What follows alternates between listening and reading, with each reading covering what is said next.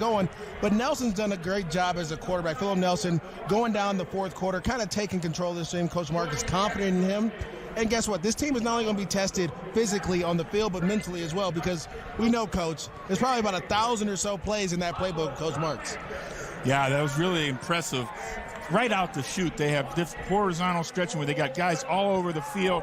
And again, their offense got derailed last week because they had some penalties and they had some sacks that made negative plays that put them a little bit behind the chains and out of sequence a little bit. Marvin, how about some keys to the game tonight? Brought to you by At Home. What do we have? Well, I really think the keys of this football game are for the Atlanta Legends to come out and have positive plays on offense. Matt Sims has got to be deliberate and diligent with the football, on time, and make plays. And then taking a look at the San Diego's we just spoke about. Coach March's offense, they've got a lot going on. They did a nice job running the football. They combined the pass, and now Philip Nelson's got to come out and lead this football team to touchdowns. That's what Mike March is all about.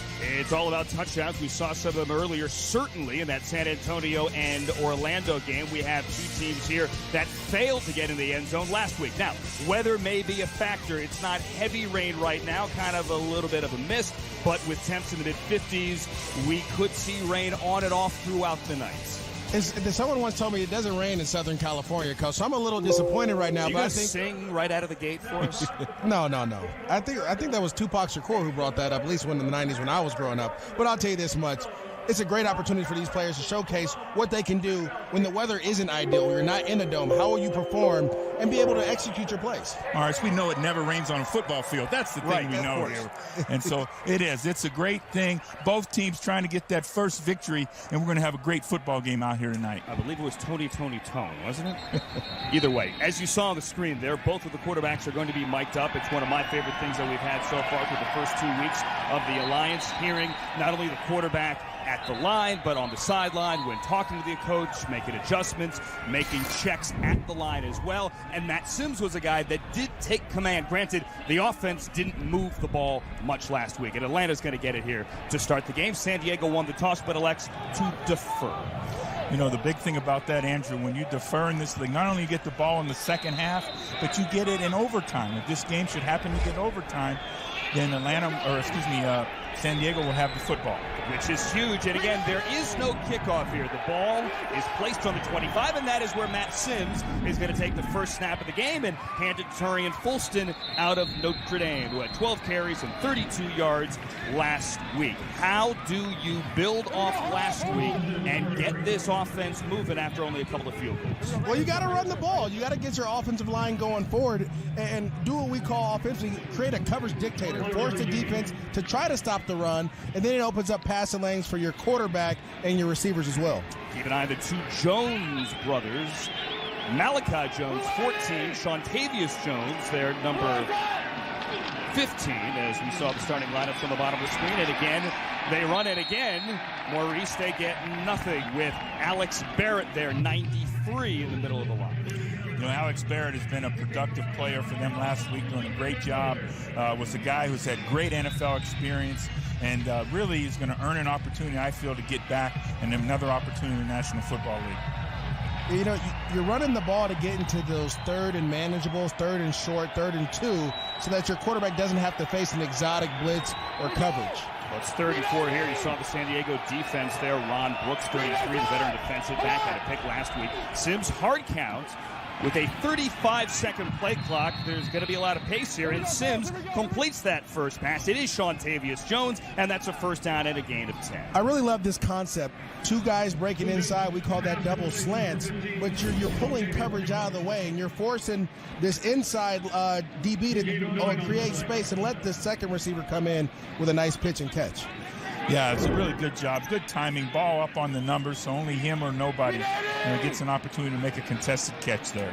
Greg Dupre on the coverage and the tackle, the former Charger, as Sims now on first down, throws to the outside, and there is absolutely nothing going there. Monte Crockett, the receiver, who did not play last week. They need to get him in open space. Might be the fastest guy in the field. Kendall James, though, blew it up. Yeah, Kendall James, great job out there in coverage. Nice job defeating the block and then going and making a nice open field tackle. I understand the concept of the play, trying to get Crockett into space, but you were running the ball well. Continue to do those things to force this defense to be one-dimensional. It's a loss of 2. Akram Wadley, the former Iowa running back, checks into the game. He's 27. Sims with the completion again. And again, it's Seantavius Jones, who now has 2 on the night. Gain of 7. Nice timing throw there by Matt Sims, getting the ball out. And now we have a now 3rd down and manageable. 3rd and 4, where we get a great opportunity now where you have an opportunity to take advantage of the defensive football team here. See if they can convert on 3rd down again as they did before. Matt Sims 3 for 3 for 15 yards to start the game. Need midfield to extend this drive.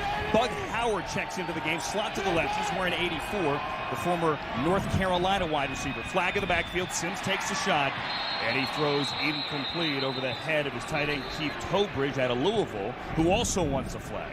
We have a couple flags on the play there, Andrew. Brandon Cruz is our referee today. You may recognize him from the Mountain West. Here we go. And the Big 12 as well.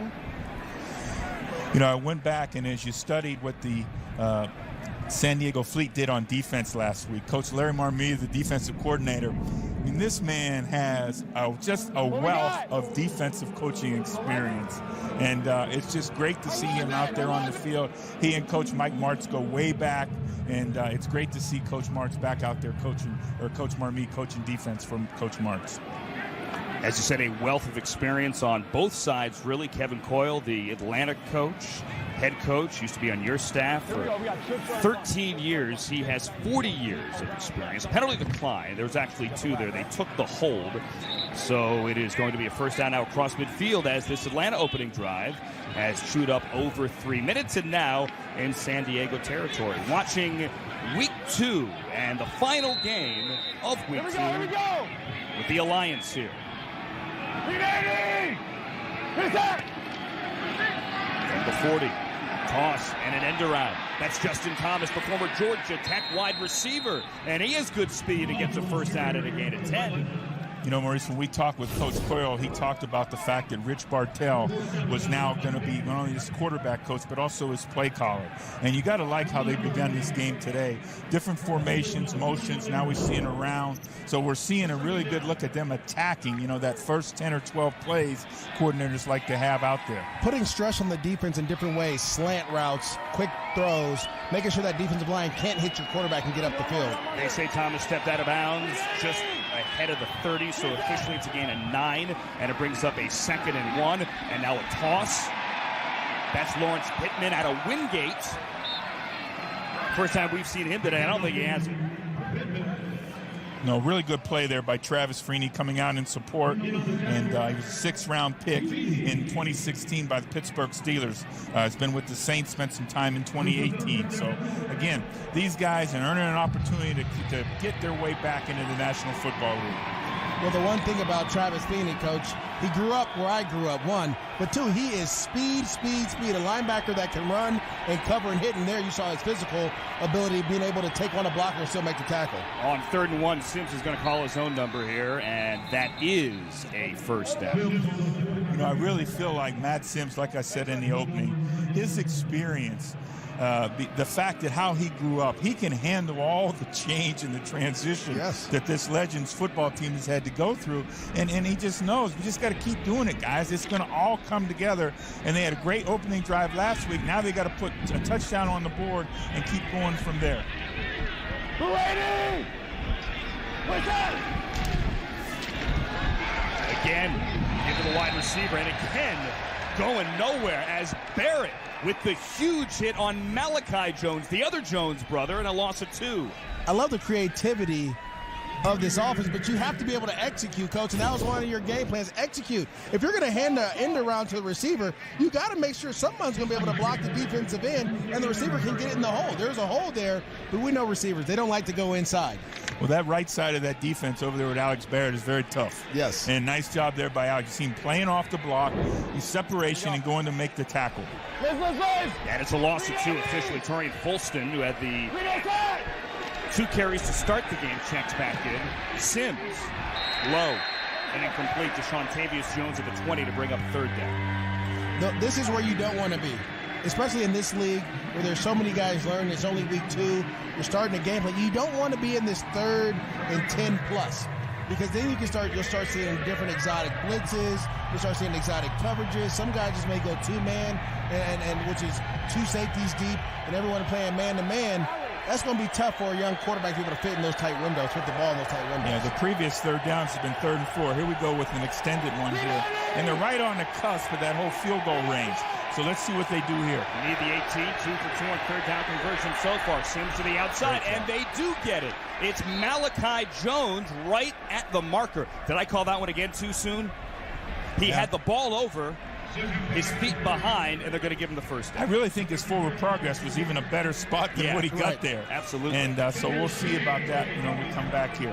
Now, Coach, aren't you upset at this? I mean, it's 3rd and 12. Why are you letting them catch the ball at 10 yards and then try to muscle their way through? Great pocket there by the offensive line, but don't you want your DBs a little tighter? We want to get our coverage? hands on them. No question. We want to disrupt the timing of the route. That was all a timing throw there.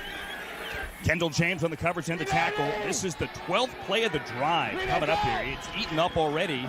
Over 6 minutes for Atlanta right out of the gate into San Diego territory, and Wadley has that carry on first down for a gain of 3. Well, Andrew, this is what you want to do as an offense that struggled last week. Coach, we were on the phone with Coach Coyle. He was talking about creating explosives and being more consistent. You want to run the ball a little bit, get in rhythm, then take your shots when those opportunities present themselves. But right now, they're doing a great job of just being methodical down the field.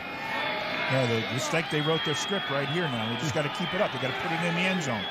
And look for their first touchdown of this young season. Yeah. A week ago, they were literally the first team to score in Alliance history with their field goal. So we got to finish this off for a touchdown this week. Wadley gets 4 there. Younghoe Koo had a couple of field goals last week. Former Charger kicker. And there we see it, the fewest rushing yards of any AAF team last week. You can't win games like that, Coach. I get it. Everyone wants to throw the ball around the yard, but you have to be able. Sims flushed out. Back of the end zone. Knocked down and incomplete. Maurice, we had a little miscommunication there by the Atlanta offense. I think you saw that the 2 receivers both in the same area breaking off that right side of the Atlanta offense, and it gave Sims nowhere to go with the football, where he had to move to try to create some space. Well, Coach, you played quarterback before. You know that's a cardinal sin in the offense, right? I knew you were going to work that in. But I'll tell you what, 2 guys in the same spot is a no-no. That is the first rule they tell you in the passing game. You have to have spacing and separation to affect defenders all over the field. Yeah, particularly down there in the red zone where everything gets so tight. You want to make sure you displace the field and you have opportunity for the quarterback to make the proper read. So what was your best throw?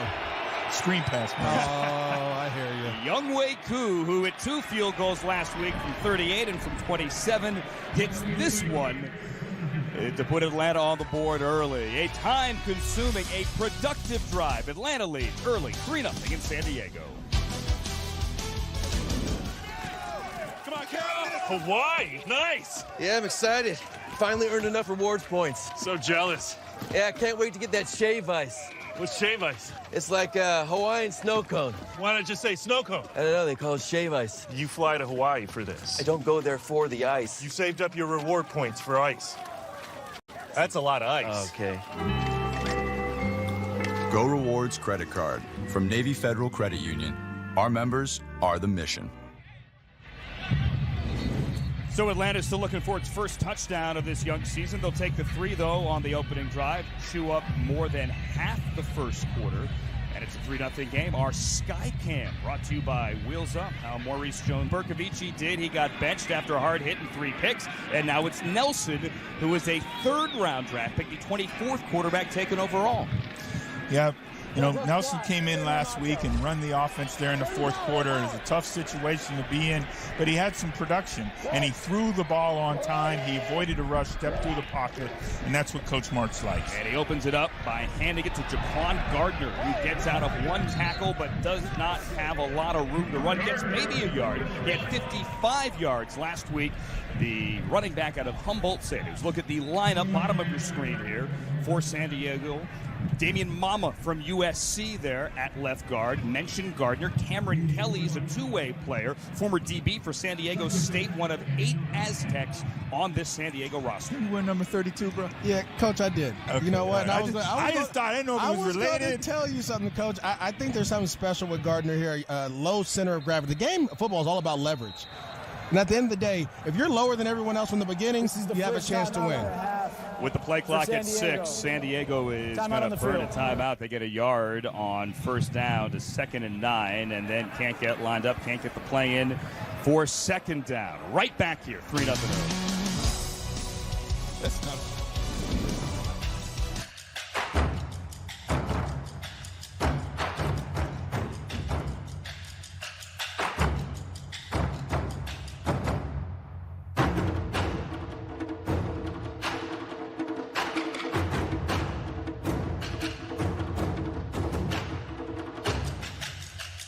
San Diego, James Madison High School, Mesa College, former head coach of the Rams, won a Super Bowl as an offensive coordinator, now back at home and coaching. And Mike Martz is just a great offensive mind. Had the opportunity to coach against him quite a bit, and just a good friend. It's really great for these young guys to be coached by somebody like him. Mike Martz opens the game by running the ball twice. How about that?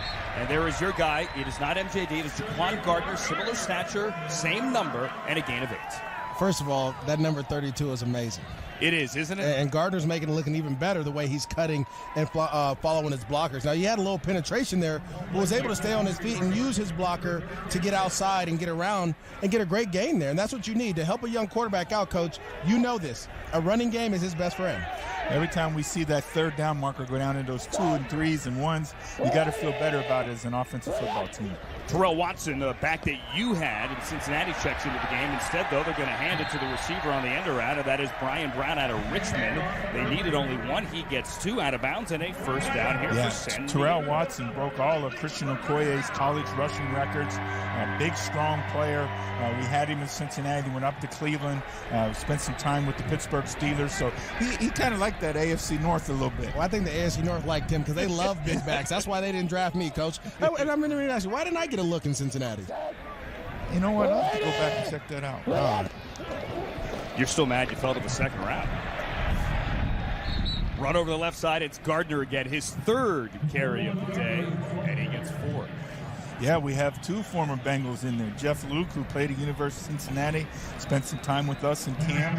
And then on the other side, we just talked about Terrell Watson. But Jeff Luke, the middle linebacker, Kevin Quarles feels really good about what he's bringing to defense. And defensive coordinator Louis Chofie, who was also on our Bengals coaching staff.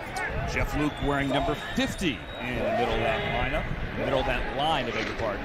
Linebacker, middle linebacker for Cincinnati. I'm sorry, for Atlanta, formerly of Cincinnati. Well, I love the way San Diego's starting the game. You have Damian Mama, who's one of the biggest guys I've ever seen in my life, right? Going downhill, leaning on these guys. You have your offensive line going forward. They'll help protect your young quarterback, but you're also leaning on that running game again. Continue to get in those 3rd and mental, 3rd and 3. You have a great opportunity, a high probability of getting this. Well, Gavin Escobar from San Diego State, who played a long time, had a couple great looks in the National Football League, also came up big last week as the 3rd down receiver. He's number 89. That ball is going to be picked off, however, just lofted it up in the air, and Carlos Merritt from Campbell had that fall right into his hands. As easy a pick as you will get. You just can't throw the ball up here. All Merritt does here is just slide outside and just wait on the ball. He sees everything play out, slides outside, covers up, and you have a guy streaking right down the middle of the field. It was a blown coverage.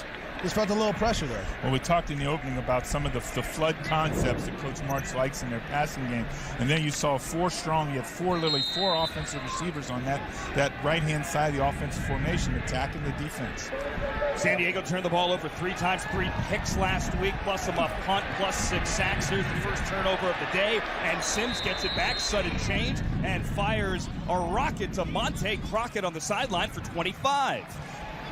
Andrew, Maurice and I get excited when after we see a turnover, when that offense comes out and strikes fast and they throw the ball down the field. We like that, you know. Maurice usually likes to run it first, but I say you take the shot early. Yeah, I always like to give them something they're not ready for, then take the shot on second down. But Sims here with a great throw right to the body of his receiver. No hard catch. He can get 2 feet in. Doesn't even have to do the Tony toe tap. Just get 2 feet in and get out of bounds. Good job, Crockett, getting those 2 feet down. The toe drag, if you will. Swag, perhaps. And he gets it into the red zone inside the 19-yard line for Sims as he takes a shot up the seam. It's caught. It is a touchdown for Malachi Jones. Fuck yeah! 15-yard score and Atlanta's first touchdown of the year. Well, when you throw those type of passes between the corner and the safety, it has to hit the receiver square in the number so he could be big enough to handle the ball. If you throw it low, it's going to be a tough hit there. Sims just puts the ball right where it needs to be. His receiver makes a really good catch here and takes the contact. You know, all the offensive coaches I've ever been around always talk about put it up on his eyes. And you see a great job by Matt Sims there, putting it up on Malachi Jones's eyes. And he does a nice job making the contested catch here. Took a hit from Bowler and held on. In the alliance, you must go for 2. So Wadley is in the backfield now. And Sims flips it. That ball is loose. And that's a failed try. Incomplete pass. Moving on the field was an incomplete forward pass. The 2-point conversion is no good. But they'll take the 6. They'll take the touchdown for Atlanta. Their first of the season and a 9-0 lead.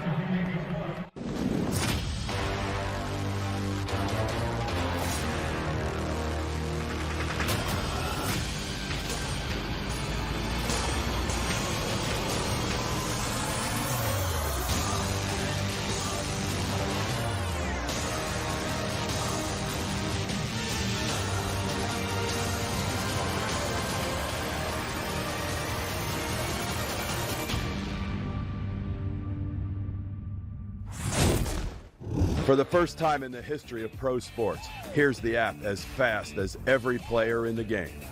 The Alliance app delivers revolutionary technology, real-time play-by-play gaming, instant interactivity, truly a game changer. Get the Alliance app today. Live predictive gaming at full speed. Call the plays. Unprecedented and at your fingertips.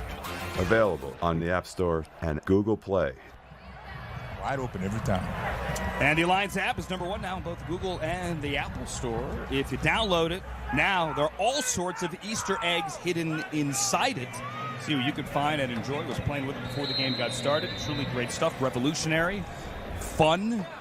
Play along with us as you watch this game here. A game that has Atlanta leading 9-0 already early. 11 plays in San Diego territory for the Legends. San Diego, 6 total plays and 1 interception as Philip Nelson is now back for his second series. He's going to tuck it and he's going to run. And Nelson, who ran for 10 yards last week, gets 15. They want a flag at the end, and there it is. Yeah, you know, Philip Nelson, like you mentioned, Andrew, he took off and ran on a nice scramble last week, picked up a first down, and kept the drive alive. And here he does going again. You know, he's got some athleticism and makes a decision and makes a positive, very positive play. You tack on to 15 after that. The one thing is you got to get down way before he slid. Slide early because, again, you have guys caving all around you. We don't want you to go down in this situation and lose this opportunity that you have to be the starting on the quarterback. play for unnecessary roughness. You know, Khalil Bass hit him. They picked the flag up.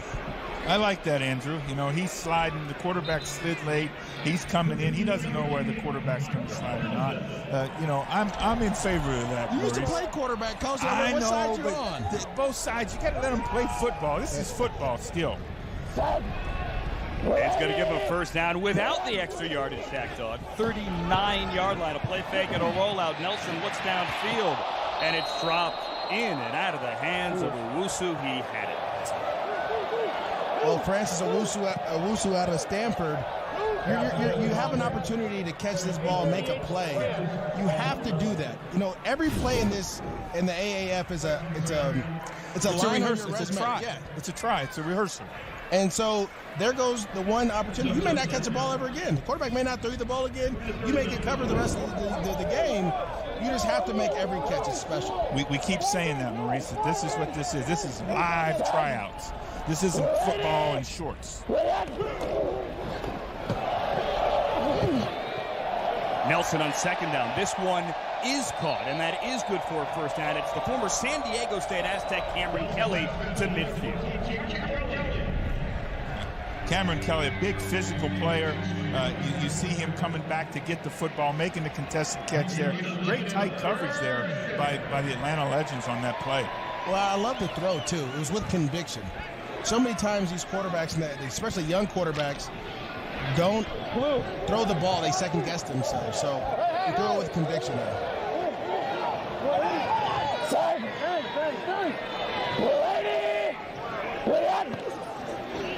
First down midfield. Nelson, again, a drop. This time Nelson Spruce out of Colorado. A guy that left Colorado as the NCAA's all-time leader in receptions. I'm shocked.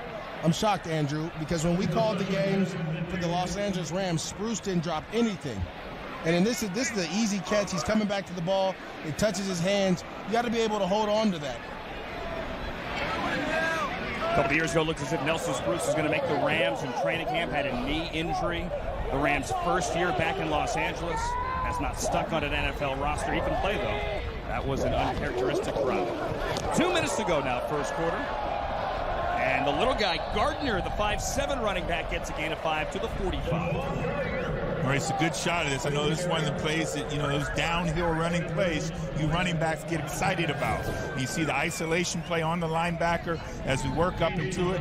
You see him lead up on the linebacker. There was a good positive run. They had this a couple times last week in their football game. He found a way to get skinny, Coach, between the tight end and the offensive line blocking.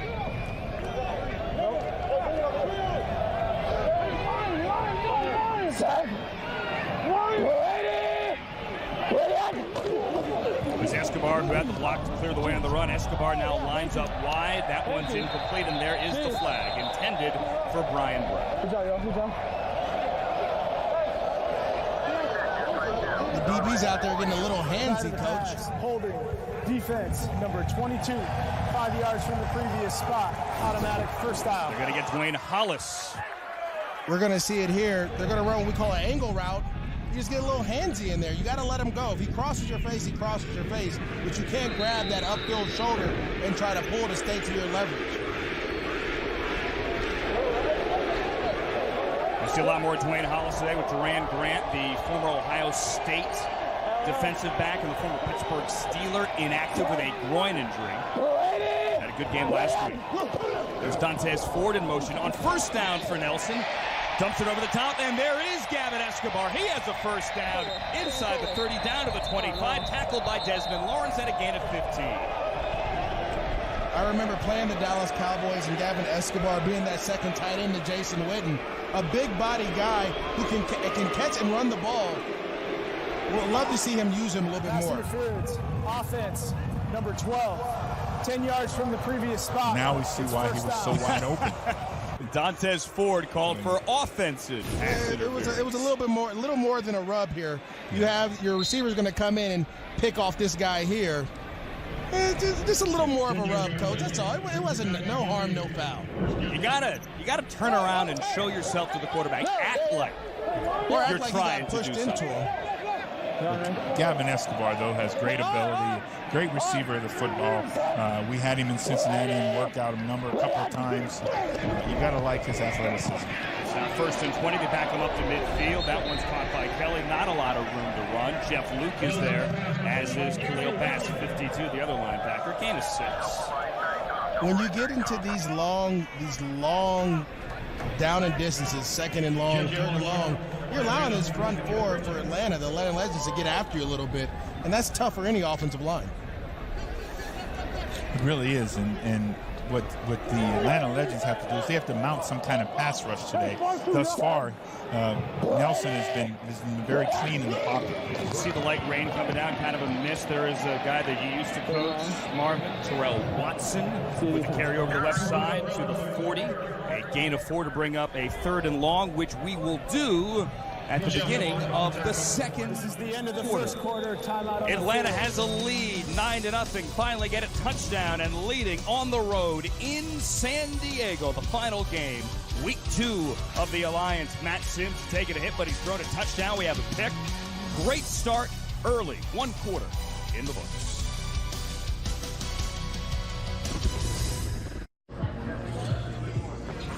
I wanted to play football since I was like 3 years old. My family has been like everything to me. I'm out there playing for my son. I use him as my motivation. There you go. Combine is make or break for me. I always love the game. I want to do this forever. Most shirts are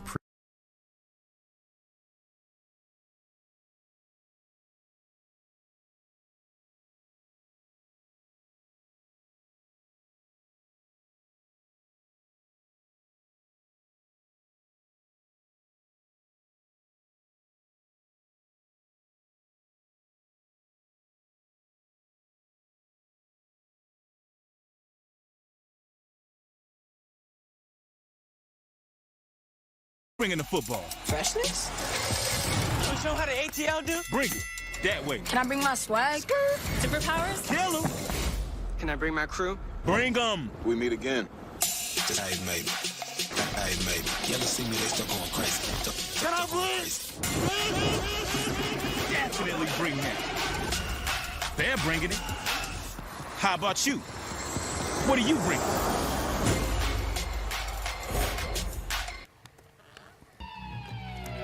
9-0 Atlanta over the San Diego Fleet after 1 quarter. Welcome to the Alliance All Access Studios. Alex Flanagan and Rod Woodson here. And wow, we see an Atlanta team that looks completely different than it did week 1, Rod. A team that was had a really tough time scoring in the game against Orlando shows up and looks really different. They really have. And it really starts with whatever Kevin Coyle told his football team this week, it's working. I mean, they scored 3 more points already than they did all last week. They got 9 points in the first half. Their defense put a shutout. But Matt Sims has played well. 6 of 8, 72 yards, 1 touchdown. And if you can get your quarterback to play good in every single league, you have opportunity to win football games. Is Matt Sims one of those guys? I mean, he hadn't played football for a long time. Is he one of those guys that's getting warmed up? Well, you got to think that since he hasn't played in a while, that he gets that his natural ability comes back out as he's playing. Gets warmed up. All right, let's get you back to the second quarter of this game. But coming up at the half, we'll show you a wild game earlier today. Back to you guys. Alex, thank you, Rod. Starting the second quarter here in San Diego at SDCCU Stadium. You see the stats. An offensive explosion, if you will, already. Atlanta with 9 points on the board. Marvin Lewis, Boris Jones-Drew, Amber Siciliano. Only 6 last week, and only 6 last week as well for San Diego. Philip Nelson here, opening up the second quarter. Hard count, got Atlanta to jump, looks like.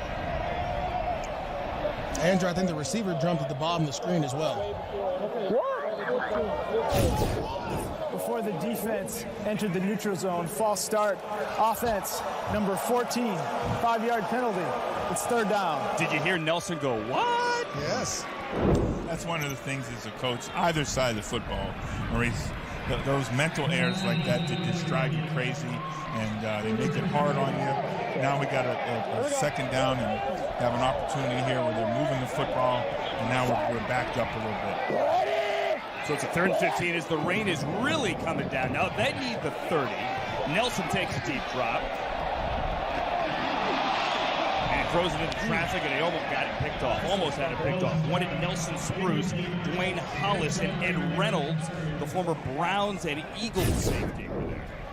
Well, Nelson Spruce here needs to be able to catch this ball. He ends up squeaking through the 2 defenders. He does a good job of getting open. You just have to come down with it. Everybody misses the ball. It hits you right in the hands. You got to catch that. Well, good job again. You see the San Diego team move in the pocket, giving him an opportunity to get out in the way. And Ed Reynolds coming over, who played, started games in Cleveland, has had good experience in National Football League, coming over and having an opportunity to help disrupt the play. Fair catch there in the Sam Irwin Hill punt. The NFL Combine's right around the corner. The next generation of NFL stars are ready to make a name for themselves at this year's NFL Scouting Combine. Only NFL Network is there live for you. Complete coverage, wall-to-wall of the 2019 NFL Scouting Combine starts Friday, March 1st, only right here on NFL Network. Matt Sims, a guy that went to the Combine, and you mentioned the layoff. Alex did. When we went back to the studio, Matt Sims had the longest layoff of any quarterback to start in the league. 7 years since he last started a game. Answer to Folston here on first down. Talked to Sims this week, guys. He knew they could play better, thought, though, that they played better than maybe the stats indicated last week. He struck me clearly as a guy, I hate to use the cliche, that has a chip on his shoulder, but he wants to prove that he does deserve it. I agree, Andrew. I really felt like he wants to have this opportunity. He's very calm about this moving forward. Here we go. Green 80. Green 80. On 2nd and 5, Folston again, hit in the backfield. Here we go. And dropped. Maybe got back to the line of scrimmage. With the way the rain's coming down, you're kind of seeing a more conservative effort from this offense, trying to just run the ball. Because when you do throw the ball in the rain, it's a little slippery thing. Bad things happen when the ball's tipped in the air. And so I feel like you want to still be a little bit more aggressive with Sims. He's a veteran guy. Throw the ball down the field. Let him win this game with his arm. After this play, I'll share a little story what Coach Spurrier would say about that rain. 3rd and 4, they are 3 of 4 on 3rd down. He had a guy in his face, and he got rid of it. Couldn't do much. Wadley had it. Wadley's hit by Jordan Martin out of Syracuse, and it's 4th down. Jordan Martin's been all over the field, Coach. Yeah, he's had a nice start to this football game. Coach Spurrier used to say that year I spent with Coach Spurrier in Washington in 2002. A little bit of rain is good, because it makes the tackiness come up on the football. This might be a little bit much right here, right now. I think Coach, this seems like a lot of rain coming down, and I know playing those type of games in Florida.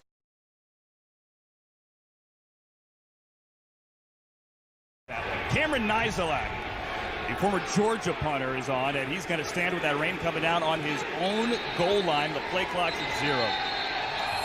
Delay of game, kicking team. Half the distance, go to goal.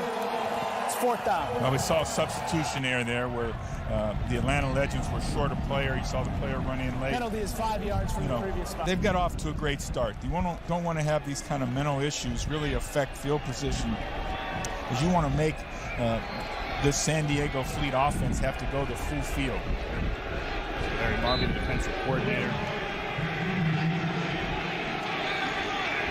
Wrong side, right?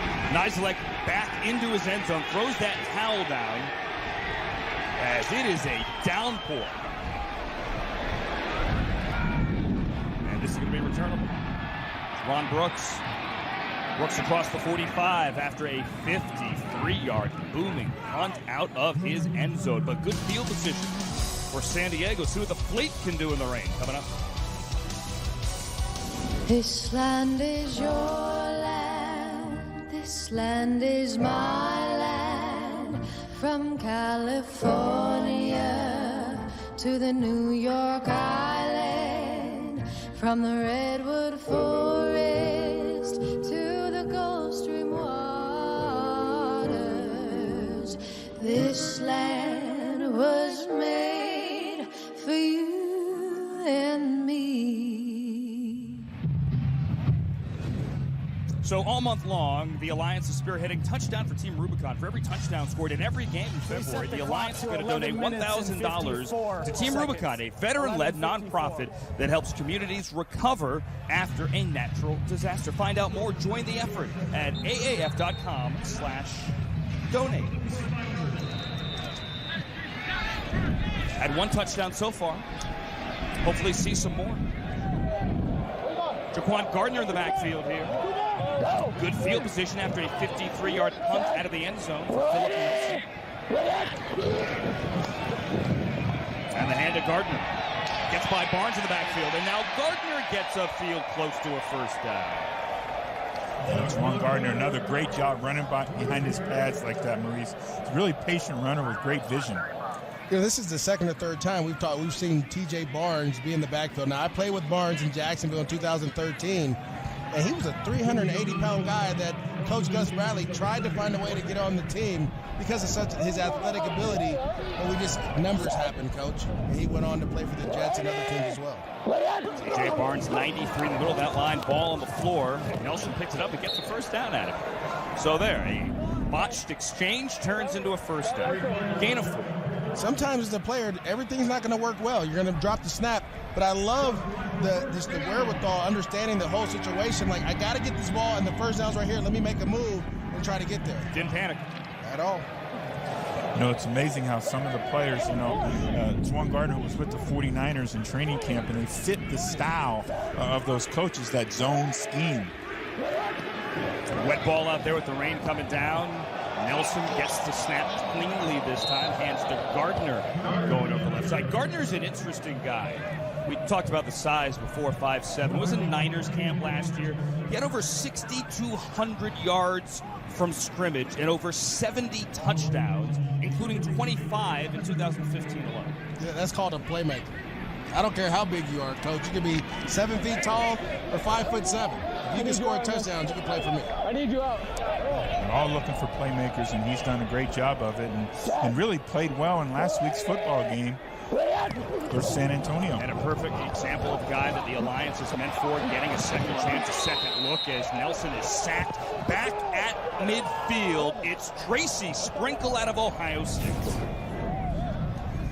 Really good. This is what I talked about a little bit earlier, the fact that I really think the Atlanta defensive football team, the Legends, has got to be able to get some pressure on Nelson. And here you see Tracy Sprinkles coming in and making a nice football play. Split a double team there. A fundamental flaw in this offensive line for the Fleet. You have to be able to get over to help your partner if he's having trouble as a center. It doesn't happen this time. San Diego gave up 6 sacks last week. That one is a loss of 11. Go, set! And it sets up a 3rd and long, a 3rd and 19. Nelson with the short one, and with the wet conditions, we're going to see a lot of that today. Dontez Ford dropped it, and that is notable because if you go to the preseason game, and last week he had caught everything thrown to him, 15 out of 15, but that's the 3rd San Diego drop today. Well, Andrew, when it gets wet like this, you have to take your gloves off, because the gloves lose all the tack now. So you want to go out there and be bare-handed because your hands are a little more sticky in that situation if you're able to wipe them off. The other thing I noticed in that 3rd and long situation is the quarterback, Nelson, is under center. And we don't see that very much in today's football. Sam Irwin-Hill into and through the back of the end zone. A touchback. Atlanta gets the ball back with the lead 9-0 with the rain coming down 2nd quarter in San Diego. 52% of guys experience erectile dysfunction, but 0% like talking about it. That's why we built Roman. For the first time ever, you can get ED meds prescribed online, shipped discreetly to your door. Chat online with U.S. licensed physicians and get FDA-approved medication, all in single-dose packaging. No more waiting rooms, awkward talks, or lines at the pharmacy. Get started with your free online visit at GetRoman.com/TV. Our view from Skycam, a Tom Pettit Atlanta Huddle. Skycam brought to you tonight by Wheels Up. Great angle here. You see the rain on the lens as it is coming down. Maybe not as hard as it was about 20 minutes ago, but certainly the weather has been a factor. We've seen 3 drop balls from San Diego. We're good, we're good! 380! 380! Sims good with Lawrence Pittman in the backfield. Nice feet there by the running back out of Wingate, and a gain of 5. Right now, Coach Mark's standing on that sideline saying, how come when they have the ball, it's not raining? Right. And we have the ball, we got a downpour. We don't call it, that's not called a home field advantage here, Coach. Pittman here, following his offensive lineman. This is one of the toughest plays in the game for young guys to see, because it's not zone. You don't get to pick a hole. You have to follow a lineman into the hole and trust that he makes the right read. Glass, yes. Get set. 380! Matt Sims changing the play. He's got Wingate next to him. He's going to hand it to him. And Wingate gets another carry. And Wingate gets over the right side. And his body slammed out of bounds. He's close to another first down as he's thrown down by the linebacker, Eric Pinkins. They give him the first down and a gain of 5. There's your guy, Pinkins, again. All right, they gave him the first down, and great job there picking it up, and great running. Again, patience behind the blocking. So important that we see that from these runners. Well, Fred Burden does something that we rarely see in the NFL. The center, number 64, snaps the ball, then pulls out in front and leads the running back through the hole. It's very rare to have an athletic guy that can do that. And when you do that, it just makes the flexibility of your whole offensive front so much better. Here we go. Burden, the Georgia Tech center, actually had Justin Thomas, the wide receiver now for Atlanta, as one of his quarterbacks. Offense, 5-yard penalty. It's first down. You know, we've seen this, I think, with both teams through 2 weeks here, and you're going to see this with teams that are only playing their second game. Had one training camp, only one preseason get together as well. You got to get them lined up. I mean, it's the fundamentals here that you got to get straight. Yeah, you really have to, and the fact that you're hurting yourself with these mental errors and mental issues like this. Also take into consideration the 35-second play clock. Green 80! Green 80! On 1st and 15, Wadley out of the backfield. Got a block from his tight end, and maybe back to the original line of scrimmage. The safety, Ryan Moeller there. The linebacker, Travis Feeney, wearing 41, a gain of 6. Well, there goes Travis Feeney showing that speed that we talked about earlier, flashing, flying around the field. That's why he was drafted to Pittsburgh. That's why he excelled at the University of Washington as well. And with the spread offenses and how offensive football teams are spreading the field now, guys with that kind of athleticism, they're at a premium to play on defense right now. Travis Feeney never played in a regular season game. Ran a 4.5, though, at the combine. As a linebacker. Also drafted by the A's, Major League Baseball. Sims tries to set up. Atlanta sniffs that one out. Wadley. Well, you know, we're getting a listen to Matt Sims, and we know how much the quarterback is called upon to direct traffic, get everybody lined up and everything. Well, Matt Sims having to work overtime out here today to get these guys going with this Legends offensive team. Again, setting up a screen, that takes years to do. You have to do it consistently for a couple months in order to get what you want out of the running back there. He's telling him to turn in, but he doesn't know what he's doing. A.J. Tarpley sniffed it out. His final play as an NFL linebacker was an interception of Ryan Fitzpatrick. Play clock at 0. Sims gets it off, gets away from a sack, but can't get away from that one as Jalen Robinson out of Purdue drills him and takes him down. Oh, I know Rod Woodson's excited about that. A guy from Purdue making the play. Yeah, got him a Boilermaker here. Really good job of staying with it, though. And that's part of getting sacks, is not giving up on the play. Continue to rush, being relentless with your rush. That's what you see here. Jalen Robinson, the son of Glenn Big Dog Robinson, the former first overall pick in the NBA draft. He wore 13, his dad's basketball number at Purdue, wearing 98 here. Well, so much you want to tell that quarterback, once you avoid, don't make a bad play worse. Go on and tuck the ball, and let's make it as positive as we can protecting the football. Niziolek on the punt, and Brooks is going to take it to the 28. Nowhere to go. Hemmed in and brought down inside the 25-yard line. One of the exciting new features in the Alliance, guys, in the first season is the fresh new look. I love the San Diego uniform. Not to take away, by the way, from the Atlanta uniform, but I love this color scheme right here. They're developed and they are provided between the Alliance and Starter. A new era. Like the helmet.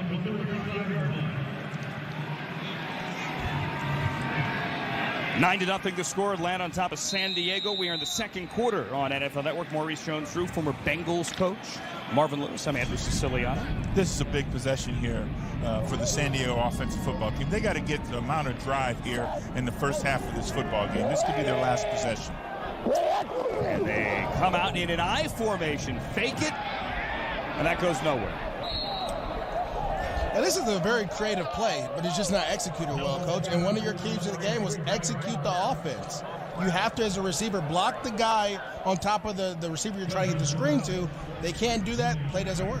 Well, the other part of that, Maurice, is the ability to count, make a defensive count. In other words, is it two people, defenders over here? If they've got two defenders over here, then we need to run the toss play the other way. And right now, we're not seeing that from the San Diego offense. It was caught by Brian Brown. The tackle was made by the corner, Desmond Lawrence out of North Carolina, number 23. Again, two in the backfield, Terrell Watson.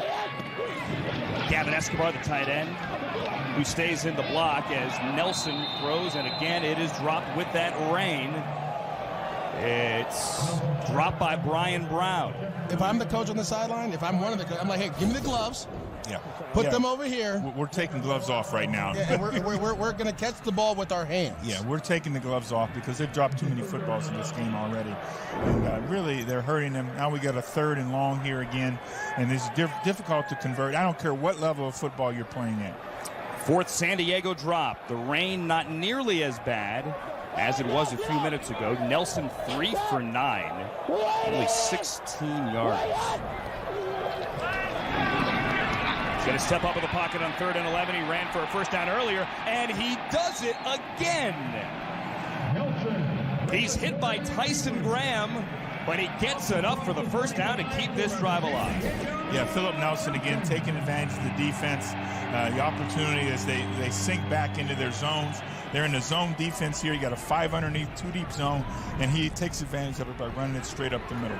Coach, when you can't throw the ball, go ahead and take off and run and try to get a first down and move the chains. Well, the defensive team's got to do a much better job of staying in their lanes.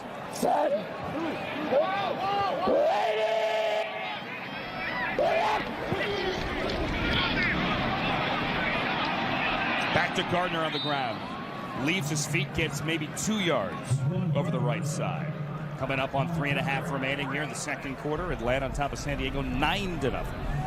They're not getting a good enough down block by their offensive linemen and tight ends to get the edge. When you run what we call a toss sweep, you want guys blocking down and guys pulling around. As a running back, when you see everyone running flat and no one going forward, you know you're in trouble. 85 there, Marcus Baugh, the former Ohio State tight end. And again out of the eye, March used this a lot last week.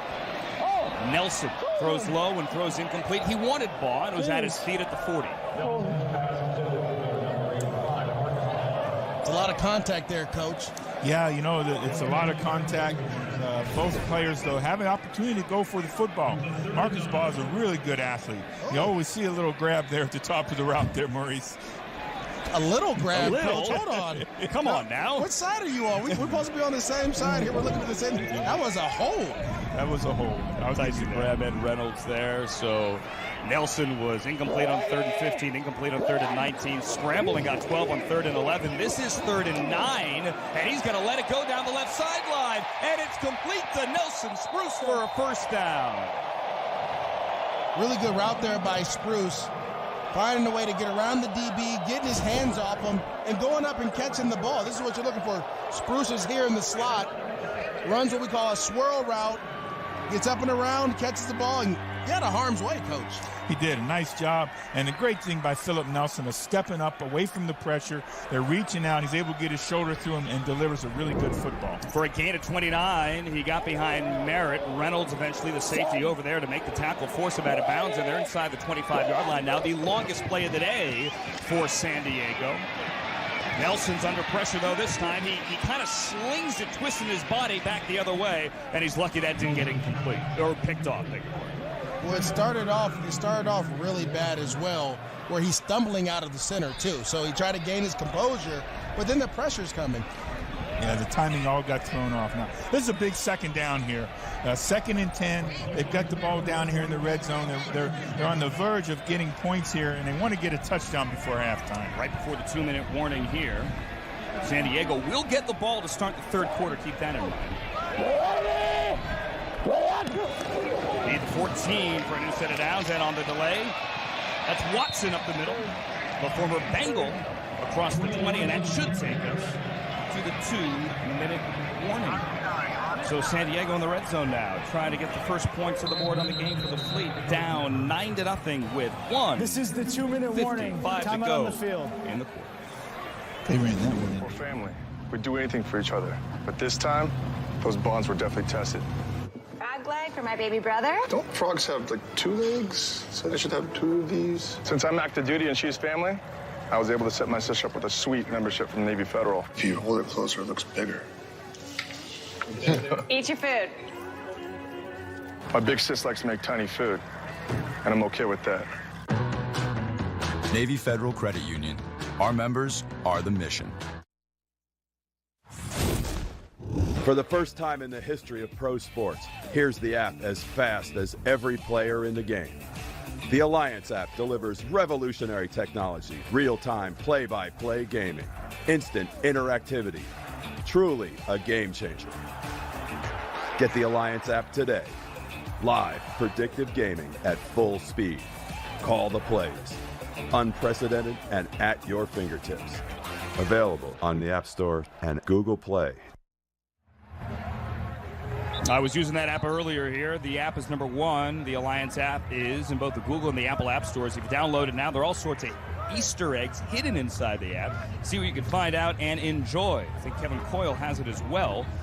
See if his defense can make a stand here, as this is an 8-play drive already in the first play, guys, in the red zone for San Diego today. Andrew, you saw Coach Coyle out there trying to get some last-minute coaching done there, and the official had to shoo him back off the field. First time he has been a head coach, finally, 40 years in to his career. The clock should be at 2 minutes.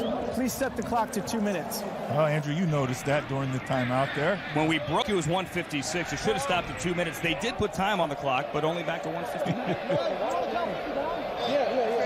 I think it's the clock operator's first day. Yeah. First professional football game in San Diego in 7.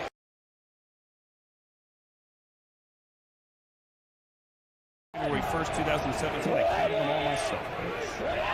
Brian Brown in motion on 3rd and 5 again. Nelson can't get the exchange. He falls on it. They'll have a chance at a field goal, but the second time today, Nelson backed away from center without the football to loss. Atlanta really should take a timeout here so to preserve some time so they have an opportunity. They've got all 3 timeouts left here. I've talked to both quarterbacks and centers. It's so much harder to snap the ball with a guy right over you because you have to snap it and try to fire your hands. And as a quarterback, you're trying to get out of there. This is the first time out of the just in half case you for get a little Atlanta. pressure. Please set the clock to 1 minute and 44 seconds. The other part of that is that Number if you both 69 notice, is eligible. quarterback Philip Nelson was under center again. So there Number is something to this. For some reason now, the San Diego on these 3rd downs has been under center. Stay tuned, coming up at the half. Alliance All Access halftime. Alex Flanagan, Rod Woodson, Terrell Davis, Cynthia Freeland. Wild finish earlier in San Antonio. And the best of Alliance Wired. Yeah, that Orlando-San Antonio game, boy, you had to stay tuned. You took your eyes off the TV. Somebody scored. It's going to be a 41-yard field goal try for the former San Diego State Aztec, Donnie Hagman. Sam Irwin Hill, the punter, is the holder, and we have movement of the line. Well, you see a little gamesmanship by the Atlanta Legends, their special teams, that shift versus the field goal team. You're down, and then you on one move they're going to shift, and they cause the the San Diego Fleet to move. They got Terry Poole for moving early there. Is that one of your old tricks, Coach? Yeah, a little execution play there. We talked about it, special teams, right? Special teams. We use it in those special teams meetings. A coach once told me, guys, he said, look, we impact games, but mostly on the losing side if we don't do our job. This is a 46-yard attempt. Hagman hit from 47 last week. This one is good, just inside the left upright. A 46-yard field goal, his 3rd in 2 games. San Diego still is not in the end zone, but they'll take the 3 to get to within 6.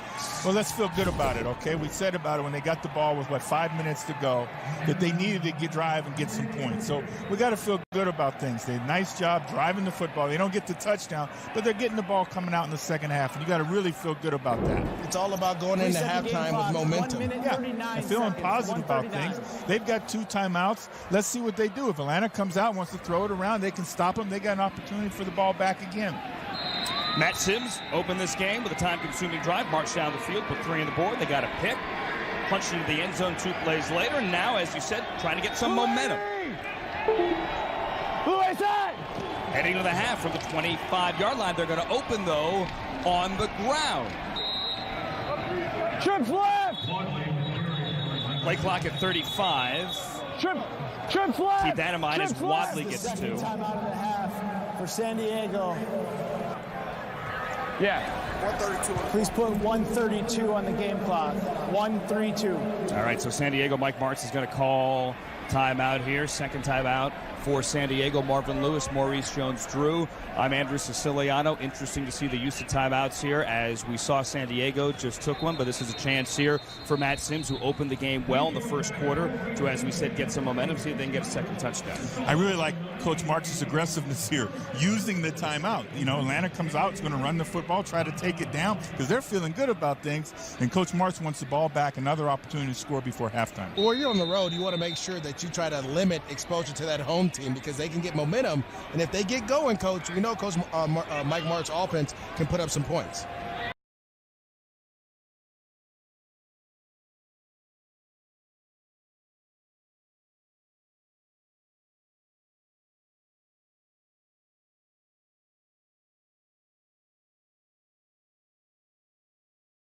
And Michael are there, both with NFL experience. Well, now it's decision time. Minute 27 on the clock. San Diego has one timeout left. You know, the Atlanta, do we 3rd and 6? Do we go forward and let's try and convert this? And I think the offensive team, Coach Coyle, will give him the freedom to go ahead and try and convert this. They've done a nice job on 3rd down thus far in this football game. They're 3 for 6 on 3rd down. Need the 35-yard line. Sims caught. Malachi Jones right at the marker. And they're going to give him the first down. I think it was a good spot there. I think his progress, again, was ahead of the line to gain. Malachi Jones is catching the ball with his hands, extending the drive. Has 2 third-down conversions and a touchdown. Malachi Jones with that one. Wadley out of the backfield. Wadley makes one man miss, makes Pimpkins miss, and then gets out of bounds. So picked up a couple of extra yards and stopped the clock at 101. Smart move there. Maurice, he conserves the time, makes the guy miss, gains 4 more yards, and conserves the timeout. Well, you know, Coach, we know the defenders on the other side are smart, too. They know you're trying to get to the sideline. So you stop and make one guy miss, and then you get back outside, gain some yardage, help your offense out. And get 6. Blue 80! Blue 80! 2nd and 4. Sims up the seam. Ball up in the air and picked off by Moeller. His 2nd pick of the season. Had one last week. And here he gives San Diego a shot with 51 seconds left in the 2nd quarter. Tips and overthrows. Tips and overthrows. They go into cover 3. Your quarter does a good job of playing over number 2. Popping the ball up, and safety right there. Johnny on the spot again. We know that ball never seems to find the ground. It was intended for Irvin Phillips. Curtis Michael with the hit. Yeah, disruption there at the point. Got to come down there and make the play, though. And the 2nd turnover in our game today. 2 interceptions, 1 for each side. And now Nelson has it inside of 50 seconds to go. 1 timeout, and he almost gets that picked off. Wanted Owusu. Reynolds deflected it. You know, Philip Nelson is just a touch late on these throws. You know, we've seen this a number of times now, right? When he's getting there, the ball's getting there, and the defender's getting there at the same time. Well, Coach, you got to make sure when you're on that 5th step or that back step, you have to let it go. He's second-guessing himself again. Yeah, he's got to anticipate and drive the football there. Hagman's career long is 54, so potentially need to get to the 36 to get him there for that. Now, though, on his own 48. Nelson has time. Lets it go. That's complete across the 40 into Atlanta territory. That's going to be good for a first down. As it's Montez Ford with the catch. And the clock winds to 30. Nelson high and almost intercepted. Clock stops at 25. It was Graham who could not come up with it. Well, you saw Nelson with the communication as they're getting to the line of scrimmage. You have to make sure the linemen know the protection, the running back knows what to do, and the receivers know what to do. Here, he just tries to get the ball to his back quickly. You know, sometimes you got to bring it a little bit lower. He's not Michael Jordan, Coach. Yeah, it's a little high throw, and I was impressed with the mechanics of things, but let's go ahead and execute the throw. That offensive execution, the first thing you wanted today from this offense. Play clock at 5. Nelson bat snap, gets it to his left, steps up in the pocket, lets it go down the sideline, and he can't hang on. Ford almost had it. Yeah, I can tell you when Coach Martz gets this offensive football team in the locker room at halftime, the first thing he's going to attend to is the number of balls that they've had go through their hands today. That would have been a nice catch. Well, if you want to play in the big leagues, those are the catches you're going to have to make. Those are going to be the kind of things that make Antonio Brown and A.J. Green, Coach, obviously DeAndre Hopkins and Julio Jones, the players that they are, those are routine catches for them. Yeah, these are big-time plays you got to make. These guys got to make these plays. 5-16 for Nelson. 18 seconds to go when they snap it. Nelson is going to get it across the 30, complete to Spruce at the 25. They have one timeout left, and they're going to burn it with 11 seconds to go. Final timeout of the half. San Diego, 30 seconds. I think he got the line to gain here, though, so I think we got a first down. No, 4th and 1. As the runner was short of the line to gain, it's 4th down. I thought he had it. Well, Spruce went backwards, and that's what ends up happening. You catch the ball, you can't run backwards, but he'll be fine. Here, we'll see Spruce here in the slot. You get up there, you do a great job of getting the line. Once you catch it, you just can't go backwards, Coach. You got to go forwards in that situation. Yeah, again, he's coming back to the football. Again, the thing we talked about, the timing, just, again, account late with Phil Nelson. Get the ball there on time, drive the ball there. And because he didn't get it, because they have to burn the timeout here, they're going to send out Hagman for another field goal try. He was good earlier from 46. He's 3 for 3 on the year. This will be from 43 officially. We'll put it on the screen. Well, you see Atlanta's going to call their timeout and go ahead and ice the kicker here. Make him think about it a little longer. Ice the kicker, mid-50s in the rain. Yeah, you know, make him think about it. This is my thing, Coach. And we talked about this yesterday. Do your job. That's what it comes down to. It's just like golf. A nice, easy swing of the leg. Hit the ball where it's supposed to go. Make it. We're good to go. We go in with some momentum. I think you got a chance to play with this guy, but Sebastian Jankowski, okay? Yeah, I did. I played with him. I iced him once, and he was daring me to stare down. Unfortunately, he came back and made the kick. Or he would have come after you. He's a competitor. No, I'll tell you He's what. He's a big dude. He's a competitor. Could you have taken him? I'd have to take him. 43-yard attempt. To make this a 9-6 game. And Hagman is right through the uprights, and it is good. He is 2 for 2 and 4 for 4, and it is a 9-6 game. Mike Martz is still looking for his first touchdown. He'll take the field goal, though, to cut it to 3. Don't forget, AAF.com has all your in-game box scores, statistics, and leaders, anything and everything for all your AAF needs. And San Diego, remember as well, sorry guys, is going to get the ball to start the third quarter. But you got to feel good about the early timeout by Coach Martz here leads to the field goal. And they get some more points before halftime. And that's what we talked about. As Sims takes a knee. And Atlanta goes to the locker room with the lead, 9-6 over San Diego. The Legends on top of the Fleet. But as I said, a chance for the Fleet with a little momentum here. And a field goal to get the ball back, start the third quarter, and double up and maybe take the lead. Mike Martz and Philip Nelson walking to the sideline, 9-6 at the half. After the break, we take you to our NFL Network studio for the Alliance All Access Halftime Report with Alex Flanagan, Hall of Famer Rod Woodson, and Terrell Davis, and Cynthia Freeland. 3-point game at the break.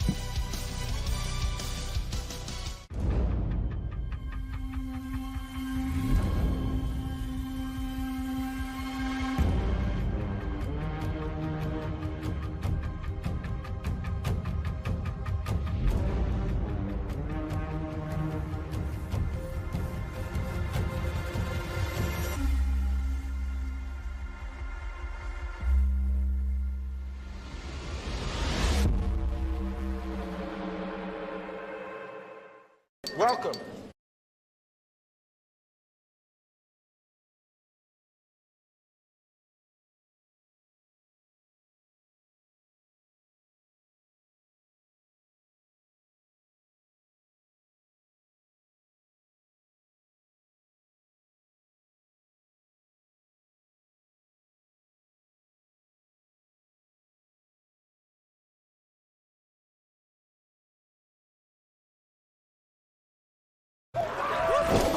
Damn, B. Boy, this is a great party. He's open. Russ.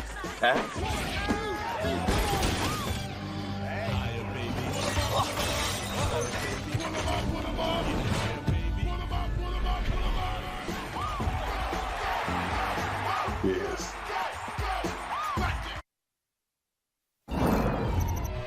It is a slippery and wet ball game in San Diego where the Fleet is trailing Atlanta in a 9-6 ball game at halftime. Welcome into our Alliance All Access studios. I'm Alex Flanagan along with Cynthia Freeland, Rod Woodson, and Terrell Davis. And this game, you guys, a little bit wet, but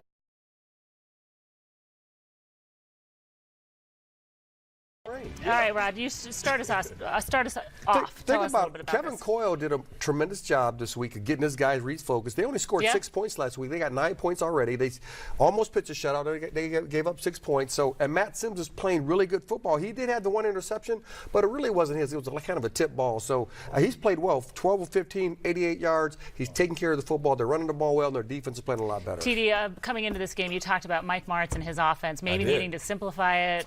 Yeah, you look at their offense, and I guess the struggles continue. Not a lot of points in this game. I want to see them throw the ball all over the field, but you look at this game, and Philip Nelson, he's doing a good job.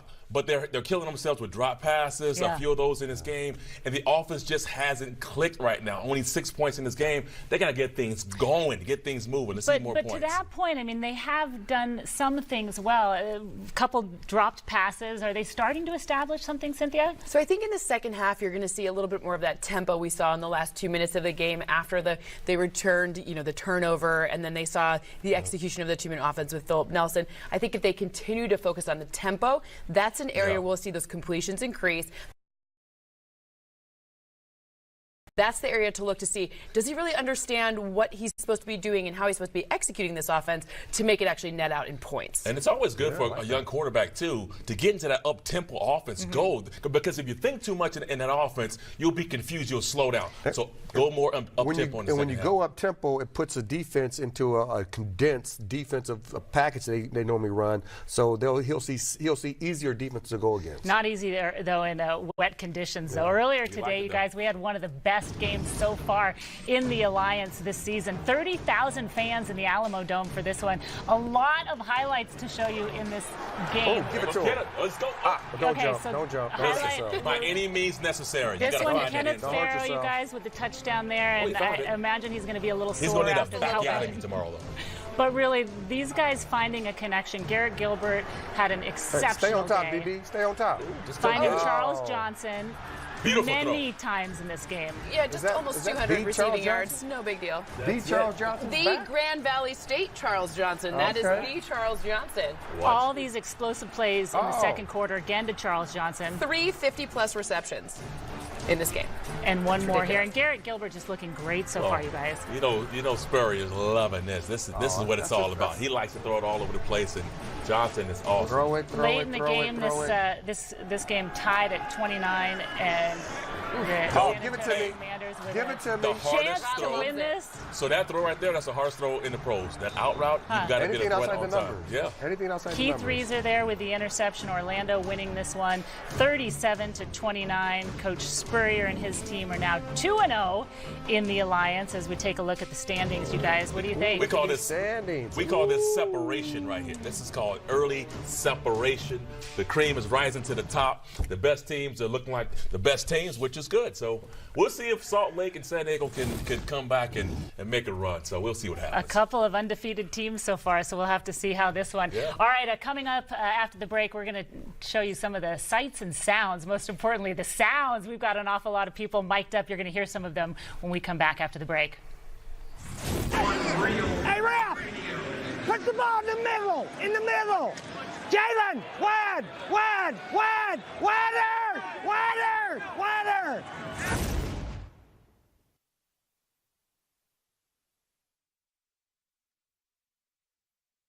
This land is your land, this land is my land, from California to the New York Island, from the Redwood Forest to the Gulf Stream This land was made for you and me. We're family. We'd do anything for each other. But this time, those bonds were definitely tested. Frog leg for my baby brother. Don't frogs have, like, 2 legs? So they should have 2 of these. Since I'm active duty and she's family, I was able to set my sister up with a sweet membership from Navy Federal. If you hold it closer, it looks bigger. Eat your food. My big sis likes to make tiny food, and I'm okay with that. Navy Federal Credit Union. Our members are the mission. For the first time in the history of pro sports, here's the app as fast as every player in the game. The Alliance app delivers revolutionary technology, real-time play-by-play gaming, instant interactivity. Truly a game changer. Get the Alliance app today. Live predictive gaming at full speed. Call the plays. Unprecedented and at your fingertips. Available on the App Store and Google Play. Great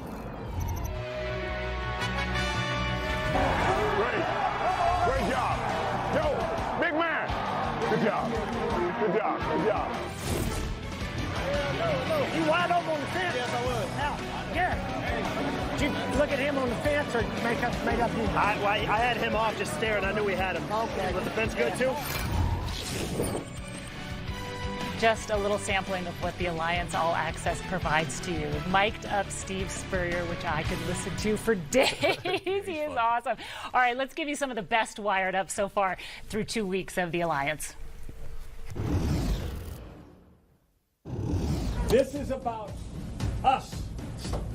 I don't care what the scoreboard says. Let's go play hard. Play hard, fast, have fun with it. Let's go get a win. Big dogs on 3. 1, 2, 3. Big dog. Here we go. Tighten up. On the field. On the field. Trips right, 32 seconds. Hang close. I'm going to go. Ready? Let's go. Trips right. 3 jet. Just hang. Jalen! Wad! Wad! Wad! Where is Zoe?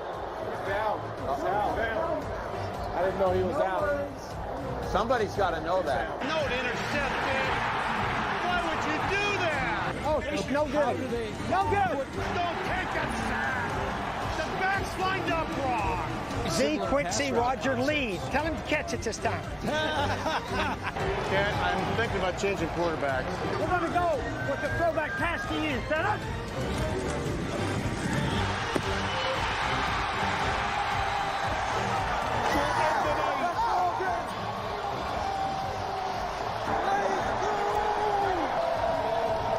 Like that nugget? Yeah, absolutely. Ooh. What's up, Mom? Hey. Arizona hot shots. I'm going to Vegas.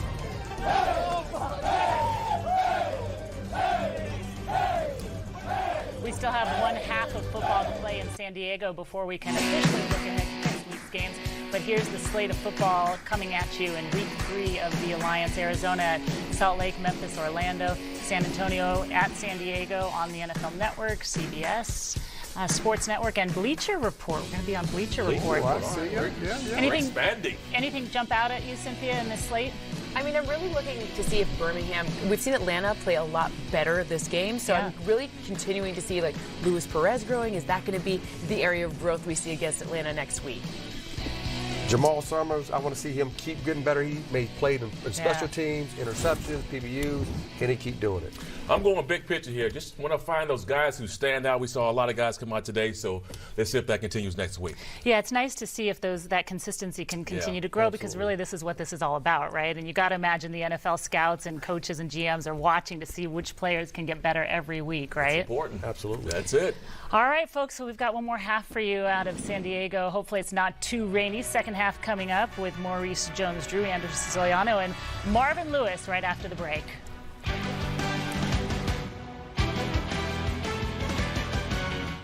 NFL Network continues its celebration of Black History Month. Our kids need to see somebody that went through what they went through. You teach them to appreciate what they have. I try to use football as a platform. I believe there's all types of ways to serve people. I just want to show kids, if you work hard, you will be rewarded, regardless of where you come from or if your family has money or not. Jim Brown was a great man who just also happened to play football. My strength was unbending. NFL Network's celebration of Black History Month continues Friday at 8.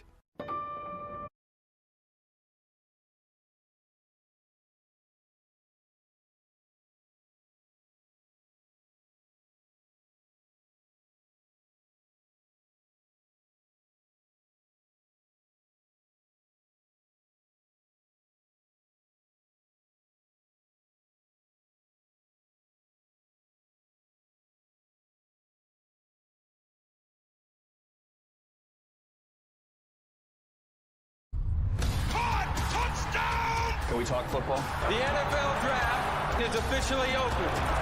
Which team gets it right tonight? Bang! What a catch!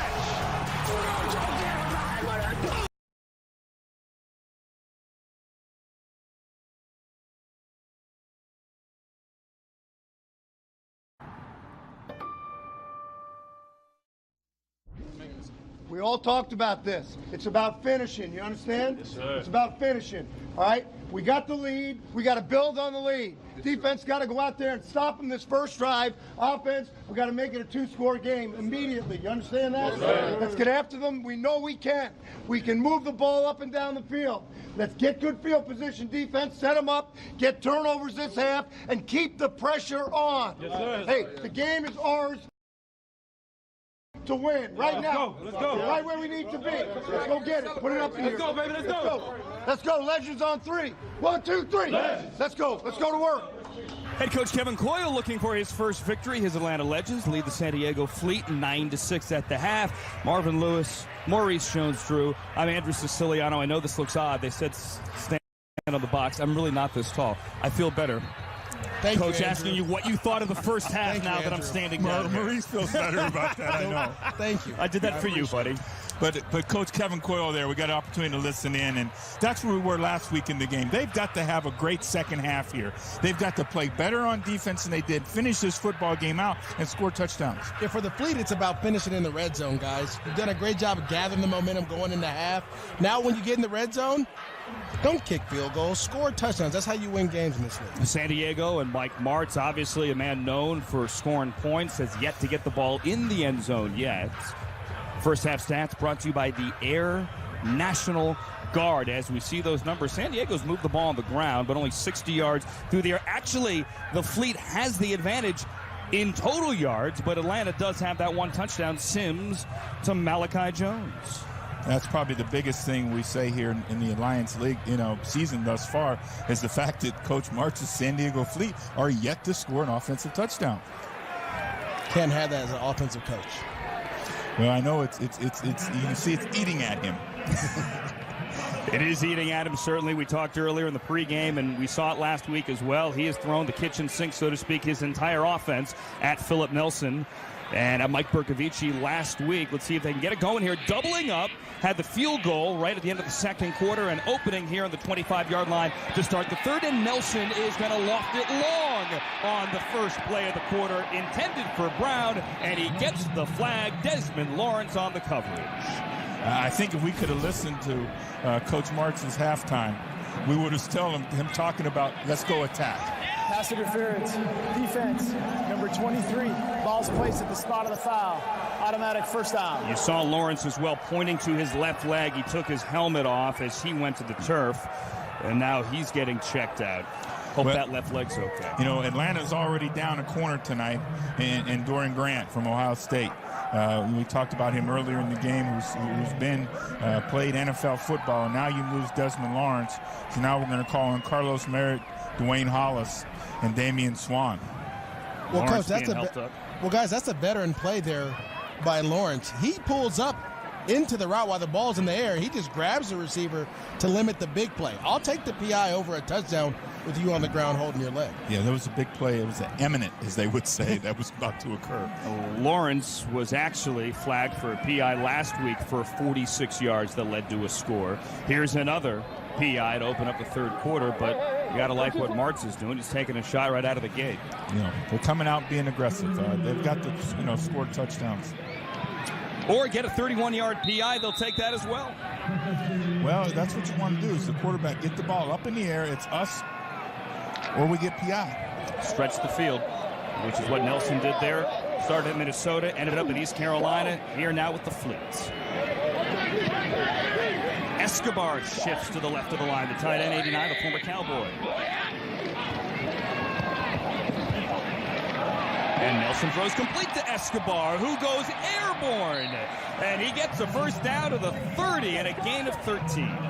We saw this play run earlier where they got called for the offensive PI. They come back with the same combination. Really good job by the wide receiver, not running into the defender this time. And then Escobar showing that run after the catch, that athletic ability, hurdling a defender. Yeah. We've talked about Escobar and his ability to really be a great receiver in the NFL. The 47th overall pick back in 2013 with the Cowboys. Nelson now takes a shot down the left side, and that one is caught by Brown inside the 5. It looks like Coach Mark is starting to feel it a little bit. He's calling these double moves. Here you're going to have a curl and go, which you really like. Prior to the pass, holding, defense, number 23.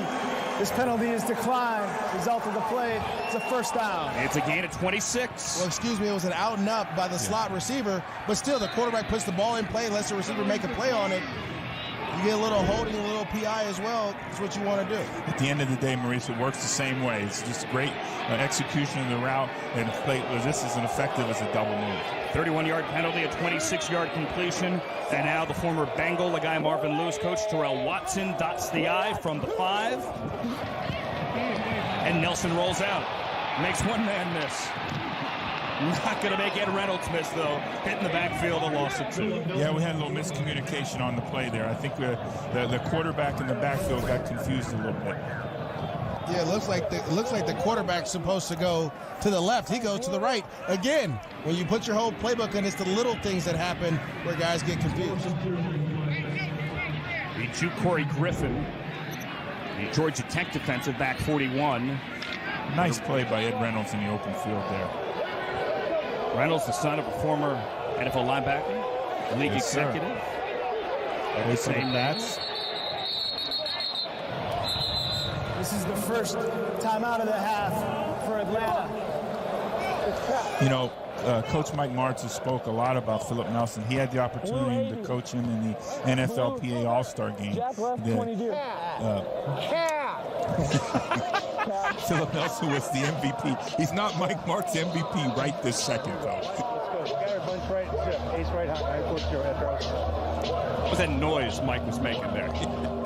He was enunciating the word cat. Mike Martz, who actually went on a first date at this stadium with his wife, Julie. Wow.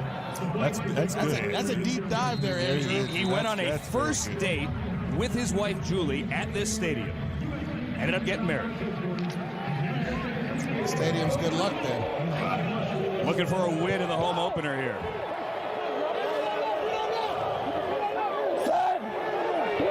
Second and goal, that's Watson again in the backfield, 39. Nelson looks right. He's going to keep it. He's going to get hit hard, and he's going to lose 2 yards. The guy that you had with the Bengals there, David Dean, 95, was the first to get him. Nice job by David Dean. David Dean really, we brought him to Cincinnati, played at the University of Virginia. He's done a nice job and was on our 53-man roster, was on our practice squad for a while, left us with an ankle injury at one point, just got injured and wasn't able to make the football team. I tell you what, guys, Philip Nelson can't continue to take these type of hits when he's running either. He has to learn to get down.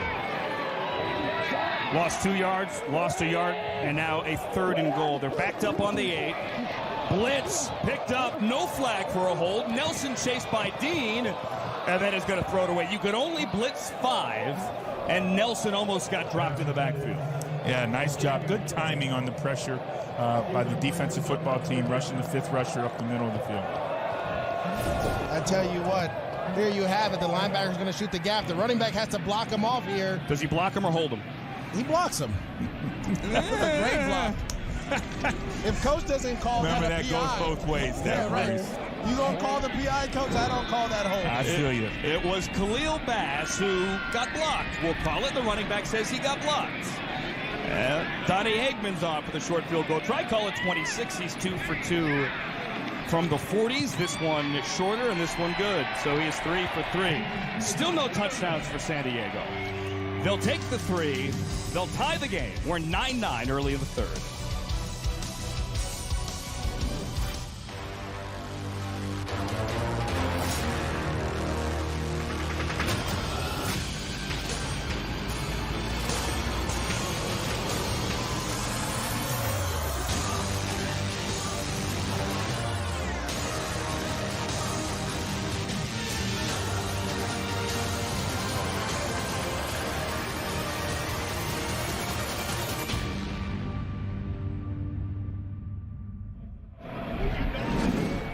Our Skycam brought to you by Wheels Up. You saw Philip Nelson there on the sideline leading his team to another field goal. Field goal at the end of the second quarter. Field goal beginning the third quarter. Yeah, no, it's Three okay. consecutive field goal drives, and we're tied at 9. Matt Sims back with the ball for Atlanta.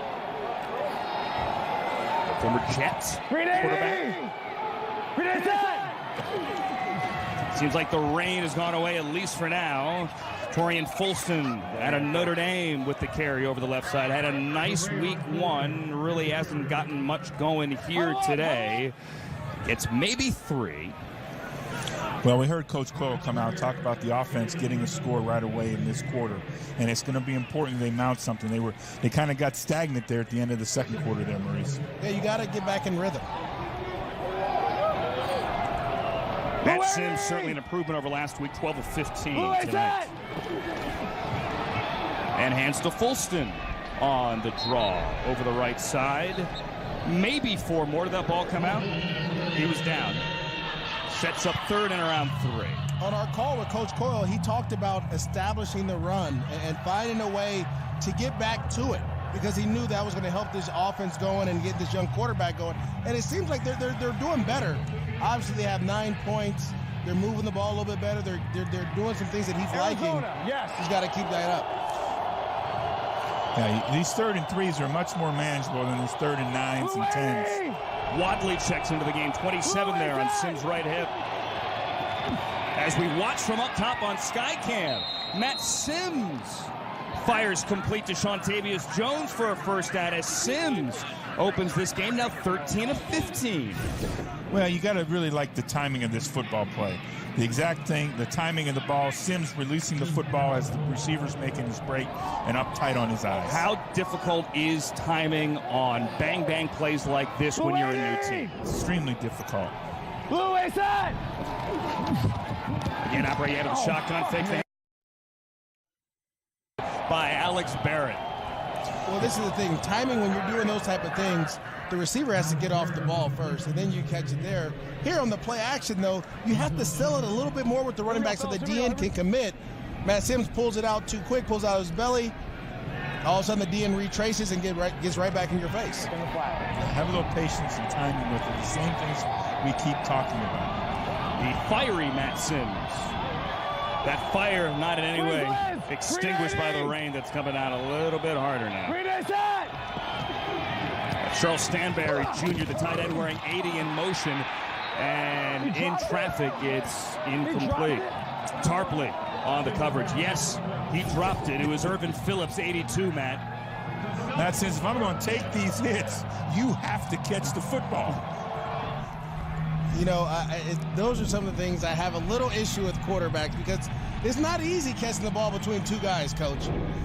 Well, it's not easy, but if this game were easy, then anybody could do it. You're right. We have both quarterbacks mic'd up, and watching last week's game, Atlanta-Orlando, let me tell you, Matt Sims is fiery. I said that before. It is fun to listen to this guy as he is intense. And come on, I got that off. There's no way. You gotta love him. I got it off. This is the second timeout of the half. Atlanta. 30-second timeout. Atlanta takes the timeout. Well, it's the whole thing. The process, speed up, let's go. You know, that's from the sideline to the players getting back in the huddle and get going. Let's go. Hey, they're going to give you Tampa 2 here. Hey, if we run naked again, we got to run on the right side. We'll come back to that. Hey, 11 out. Hey, we're going to go here. We're going to go trips left, 2 jet chip, deep. Get out of here. Rich Bartell, the former Arizona quarterback there, is calling plays. Yeah, you got to like, Coach Coyle is really excited about him and his opportunity. He's taking full advantage of it.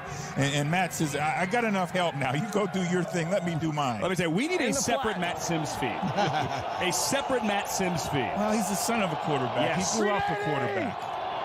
Akram Wadley into the game at back and running back. 27 there. Leaks out. Sims avoids a sack on the sideline, and he's just going to have to eat that one. Chased out by Tiny Tupou, and it's 4th down. The pressure initially from Jalen Robinson. Inside pressure is the worst thing for quarterbacks. Number 64. The penalty is declined. Result of the play is 4th down. Freddie Burton, the center, called for the hold. Yeah, you know, Fleet defense, again, doing a great job here today. They did a nice job last week in their football game, and they just continued to play well. I told you at the start of the game, really impressed with how they played a week ago. Coach, you play with a 3 technique. You had a 3 technique play for you that could get that type of pressure. How was it? How did that help your defense? Well, it's so offense? effective when you can get inside pressure, inside push. And obviously, Geno Atkins, the Aaron Donalds in the National Football League, these guys affect it, don't allow the quarterback to step up. Ron Brooks backpedals in the rain, fields at the 10, goes straight upfield and gets a nice return of 12 across the 20. And that is where San Diego will start things off at a tie game. 9:39 in the third.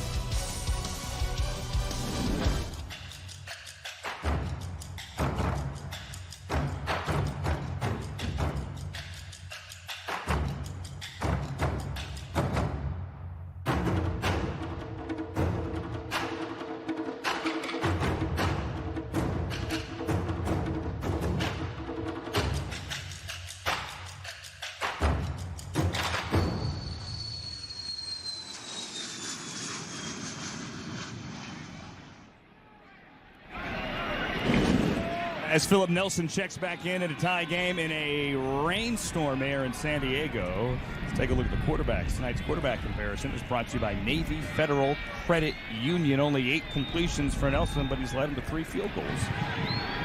Yeah, you want, obviously the drops hurt Nelson, but you like to see that a little bit closer. You want that more around the 14-15 range instead of the number 8. Well, Nelson's probably had 4 drops, so let's say he's 12 or 20, you know. But and then that makes it so he's been effective. Just the timing, he's got to get the ball out of his hand. He does have 4 drops. Sims at one point had 10 completions in a row. Fakes the end around to Owusu. They set up the screen here to Gardner. Not a lot of room to run, but he makes a couple of nice moves and gets near the 29 for a gain of 6. When I got a chance to watch Gardner last week and watch some of his tape and study him, short area quickness, coach, a guy that can make anyone miss in a phone booth. You get him there, he's able to use his stature and his ability to put his foot in the ground to go. Kids don't know what phone booths are anymore. Oh, they don't? No, they don't. You never been to New York? No, I have. Okay, so let's say short area. You ever play Foursquare? In that type of box. Gotcha. Much better. Thank you. 2x2. Speak to the millennials, MJ. Not like the box he's standing in. 2nd and 4. And it's Gardner again over the right side. Nowhere to go as T.J. Barnes, who once went to a tryout for the WWE, makes the tackle. This is a big man. Played great football at Georgia Tech. Just, you know, Maurice said, you know, you guys had him in camp with you, so you know the big girth of this man. T.J. Barnes officially 6'6", 380. I wonder what his wrestling name is. He is a phone booth. He is a phone booth. Yes. 3rd and 3. Empty backfield. Nelson incomplete with a flag. It was Watts on the coverage. Brandon Watts. PI. Well, it looks like they called that offensive pick again. No, they're going to call interference. Defense, number 58. Ball's played to the spot of the foul. Automatic first down. Anytime you can get a wide receiver on a linebacker here running a whip route, getting back outside, their linebacker has to hold because they don't know which way you can go. Julian Edelman is a guy that made this route famous, right? Running those in the Super Bowl, running those option routes on Corey Littleton, just tearing the Rams defense apart. Just the isolation on the linebacker, like you said, working in and out. New set of downs. And the give again to Gardner, who again shows good elusiveness in the backfield. The right side of that line didn't hold, and Gardner made something out of it. Yeah, these guys are trying to get off these blocks, get to an edge, get separation.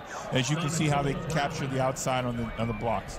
Well, you have your tight ends that's trying to block down. He gets beat outside, but the lower leg strength of Gardner, being able to break those arm tackles, the SWAT there, I mean, you know what, Coach? He makes me want to get back in shape and get back out there with that 32. And then jump back out. You know? That. Yeah, I like that. So Quan Gardner, a little Humboldt State, once ran for 2,200 yards and 25 touchdowns in one season. Now the former Bengal Terrell Watson checks in, and he's tackled by the former Bengal Jeff Luke. These are both your guys. Yeah, you know, you got big man on big man there. Two big, strong, physical people. But the little delayed draw, run with Terrell Watson there. And it's not like it's second and long. This is a second and medium play, so the defense is ready to play that. You said Jeff Luke's your son's favorite player? Was my son. This is one of his favorite guys ever. He had a chance to coach him at the University of Cincinnati. Timeout of the First field. timeout of the half by San Diego.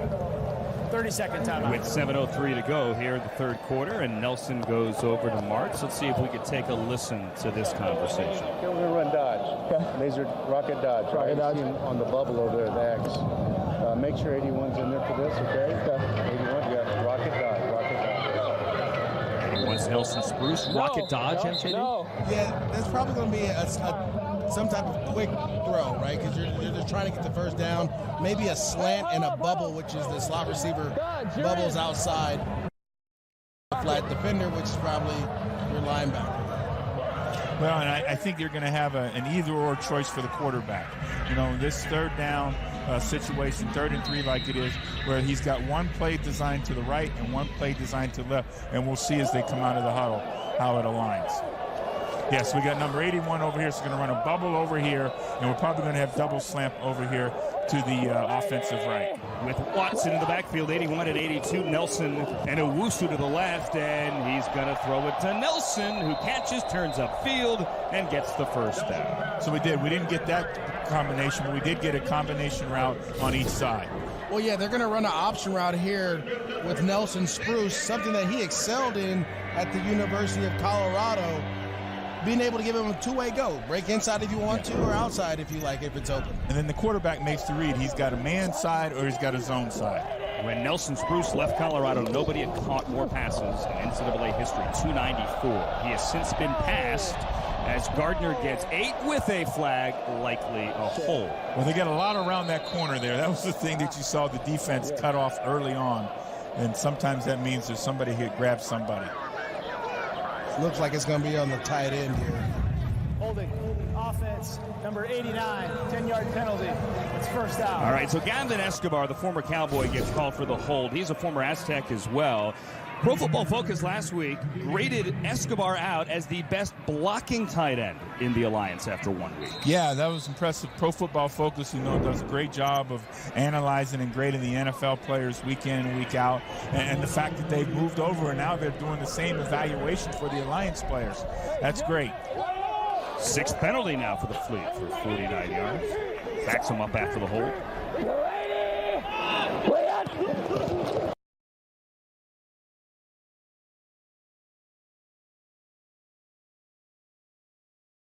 He throws it incomplete to Escobar on the sideline. Looked like he was waiting for Gardner to clear, and he never did.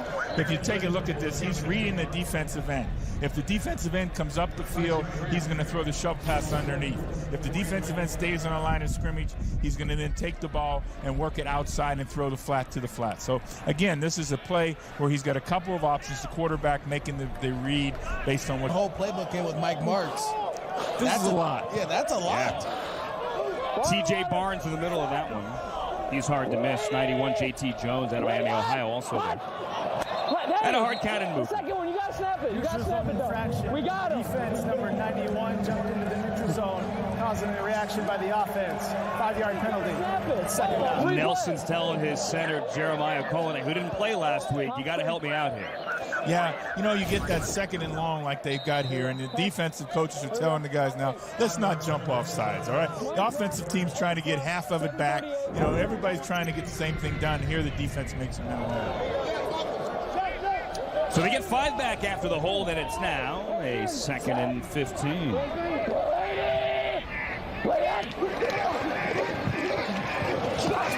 Pocket collapse, gets away from Barnes.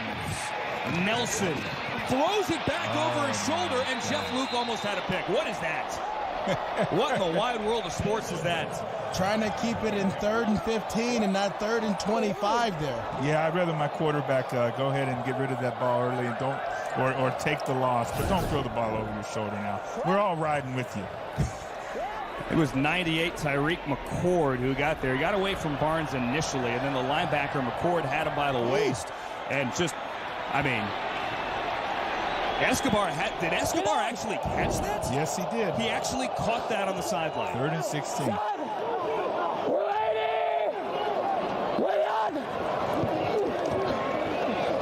There's a flag out. The play clock was at 0 when Nelson took the snap there. They didn't blow it dead, though, so I don't think they're going to call delay.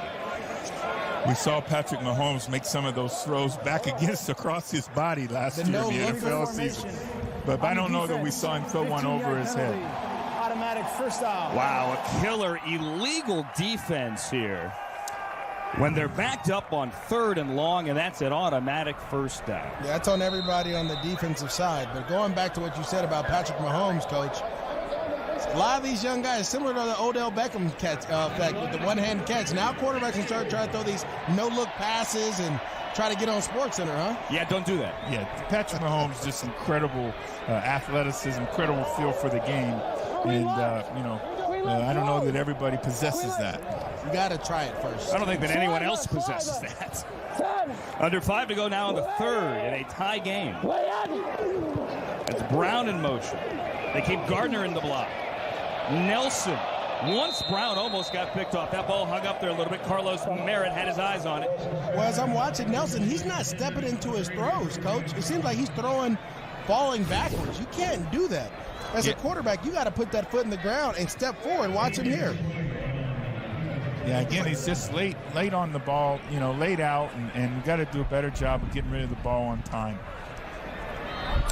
The other thing I think is he's going through his progression, his eyes are staying in the same spot the entire time. The other thing as well, this is his first start in 25 months. Back to East Carolina days. Had a cup of coffee in Canada last year. Had motion there in the slot. That'll be 5. He had a cup of coffee in Canada last year, but didn't really play. Offense, number 83. 5-yard penalty. It's 2nd down. Well, when we talked to Matt Sims, you asked him the question, Andrew, about do you like to get hit? And his response was, it was good to get hit, but not as much. Right. And I think sometimes we're going to start to see that with these quarterbacks and the development of this. You got to be able to take a hit in the pocket a little bit and still have the confidence to stand in there. 5th penalty on this drive. Combined on these two teams as the rain is coming down there, as you can see.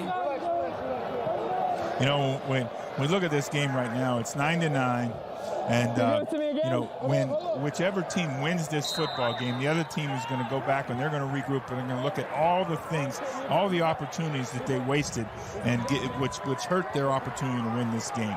Nelson asking for the play call again from his OC, Rich Bartell, on the sideline. He does have the in-helmet communication, as we have in the NFL as well. Have a shotgun here on 2nd and 15. Pump fakes, pulls it back, and then takes the dig. It's caught by Baugh. They're saying he's down, though, before that ball came out. Marcus Baugh with 58 on the tackle. Brandon Watts. This Atlanta Legends defense is flying around right now. Catch and the runner's forward progress was stopped prior to losing the football. It's 3rd down. Well, the Atlanta defense had them in the 3rd and long the last time. Now they're back to 3rd and long again. So this is a huge down to stop this drive here, get something going for get the ball back for their offensive team. And Coach Coyle said that this defense is kind of the same defense you guys ran in Cincinnati, where Mike Zimmer was a D coordinator. What are you expecting here on this long down? Them overloading the right-hand side of the offensive formation up front right from the start. You're going to see some kind of line gain here. On 3rd and 11. Spruce underneath. Turns upfield with a flag down, and for now, with the ball out, has a first down across the 30. Atlanta's saying back the other way as we try to sort this out. It's a first down with the flag. Runner is down. Well, the first thing is we got offensive pass interference.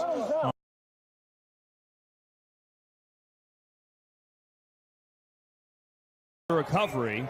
There's no official signal yet. You got the OPI right? How, bro? No pass interference. Offense, number 82. The ruling on the field is a fumble recovered by the defense. The penalty is declined. It's first down, Atlanta. You know, one of the changes in the Alliance, Andrew, is the fact that the football team has to challenge us, like not different than the National Football League. On a turnover, it's up to the head coach to challenge whether he wants to challenge it or not. Let's see if this is worthy of a challenge. That ball's out. Nelson's Bruce turned it upfield. The penalty on the OPI was on 82, Francis Owusu, the wide receiver out of Stanford. But that ball is out. And Tyson Graham, who led the Legends with 11 tackles a week ago here, has his first fumble recovery. It's always the guy that you don't see that gets the ball out, Coach. Yeah. Well, good job, guys, hustling to the football. This is a big play. This is a big series here for the Atlanta team. With sudden change and the toss here and the run over the left side by Lawrence Pittman out of Wingate with the Montreal Alouettes a year ago. You know, they got to keep their tempo up. Let's get in and out of the huddle. Let's have good, positive plays. Let's keep moving. You hear Matt Sims talking to them right now. Let's go. And Sims has been, as he was last week, barking out orders all night, both on the sideline and in the huddle. So we'll see how quickly the play clock goes down there. Play clock of only 35. Big adjustment here. That's why we've seen a couple of delays. And that's a first down. Pittman. Ball almost came out, popped right back into his belly, and Pittman is near midfield with Demontre Moore, the former Giants third-round pick on the tackle. Sims wants his team to huddle up. Yes, running back here, following his offensive line. This offensive line for the Atlanta Legends have created some big holes, and the running back is doing a great job being patient, getting vertical when need be, too. Green 80! It's 8 of 12 to the 48. Green side!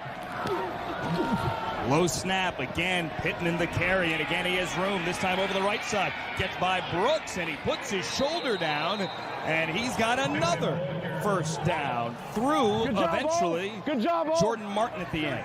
Well, you got to really feel good about Lawrence Pittman, what he's doing now. This is a big man. 6 foot tall, 225 pounds. This is a big man, good feet. Look at it. Coach running behind his pads, too. You see that, dragging guys for the first down. Running behind the block of his wide receiver, number 10, Justin Thomas, the former Georgia Tech quarterback.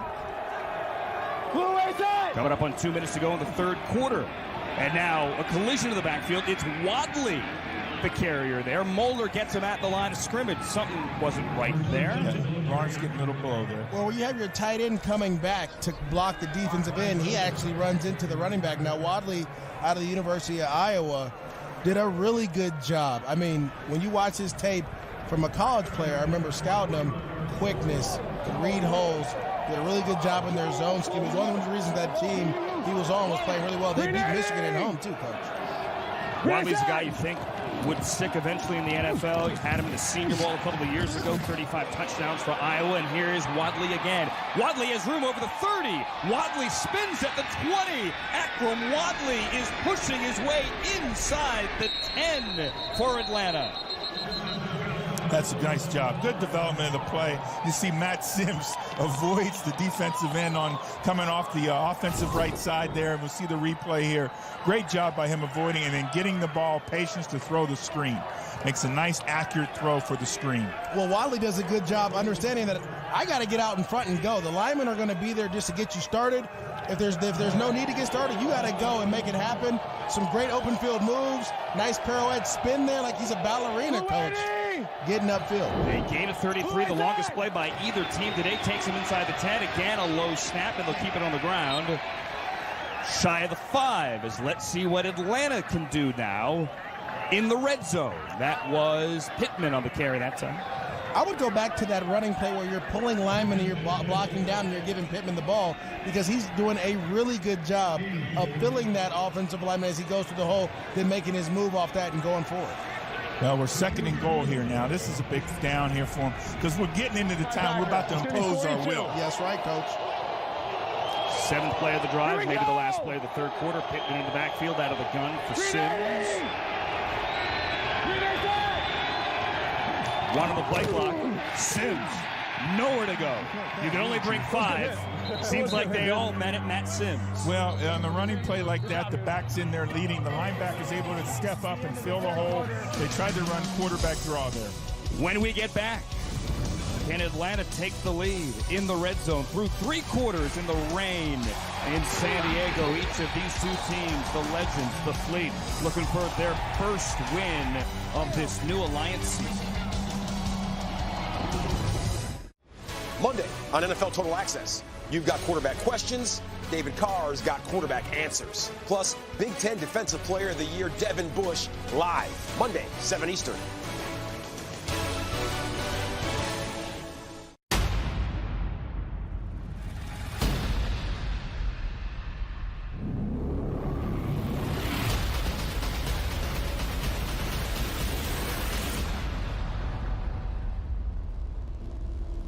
Welcome.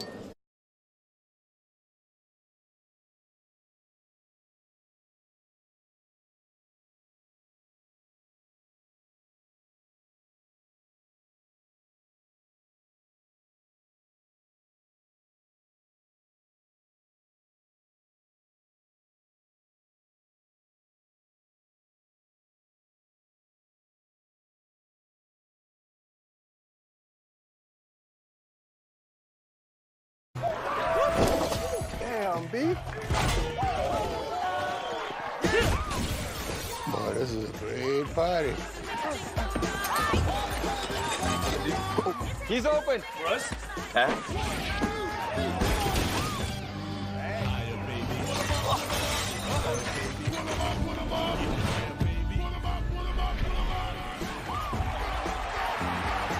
Yes.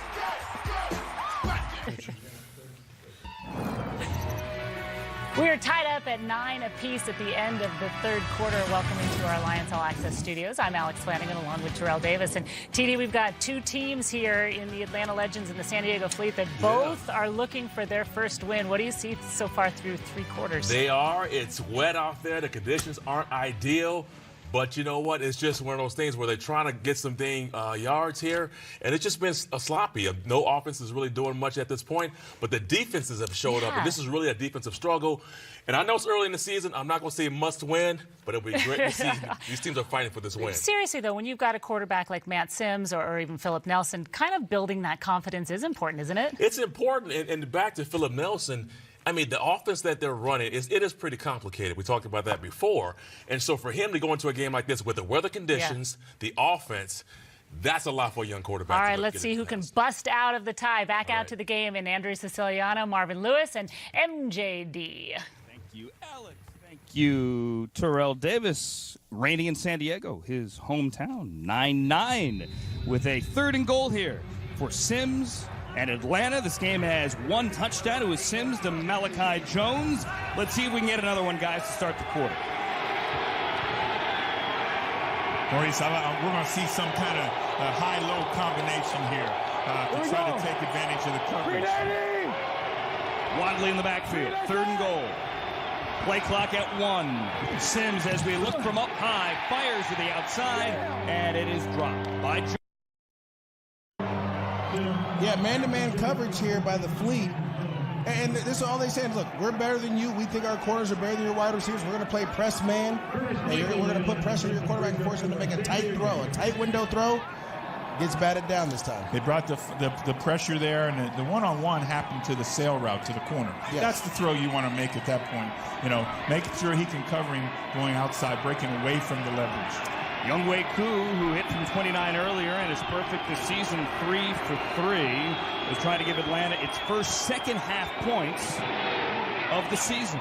And that is what he does. A 26-yard field goal has given Atlanta the lead, 12-9, 6 seconds into the fourth. We're family. We do anything for each other. But this time, those bonds were definitely tested. Frog leg for my baby brother. Don't frogs have, 2 legs? So they should have 2 of these. Since I'm active duty and she's family, I was able to set my sister up with a sweet membership from Navy Federal. If you hold it closer, it looks bigger. Eat your food. My big sis likes to make tiny food, and I'm okay with that. Navy Federal Credit Union. Our members are the mission. For the first time in the history of pro sports, here's the app as fast as every player in the game. The Alliance app delivers revolutionary technology, real-time play-by-play gaming, instant interactivity. Truly a game changer. Get the Alliance app today. Live predictive gaming at full speed.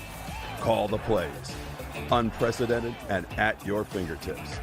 Available on the App Store and Google Play. And that Alliance app is #1 right now, both Google and the Apple app stores. If you download it, there are all sorts of Easter eggs hidden in it. Fun stuff to find. Go look for it, see what you can find and enjoy. As we have a 12-9 game now. Atlanta on top of San Diego after the Younghoe Koo field goal early here in the fourth quarter. San Diego's had trouble hanging on to the football. We had a pick early on as well. Able to muster 3 field goals and now trailing by 3. Starting from the 25, which is what you do after a field goal or a touchdown. That's Watson running hard for maybe 3 yards over the left side. Bass was there. Jeff Luke was there as well. They really like this little delayed draw here, Maurice. Well, it's funny. It seems like they keep running, but guess who's in the middle, Coach? T.J. Barnes, that big body that we talked about, 380 pounds. He's finding a way to get he's always around the ball carrier when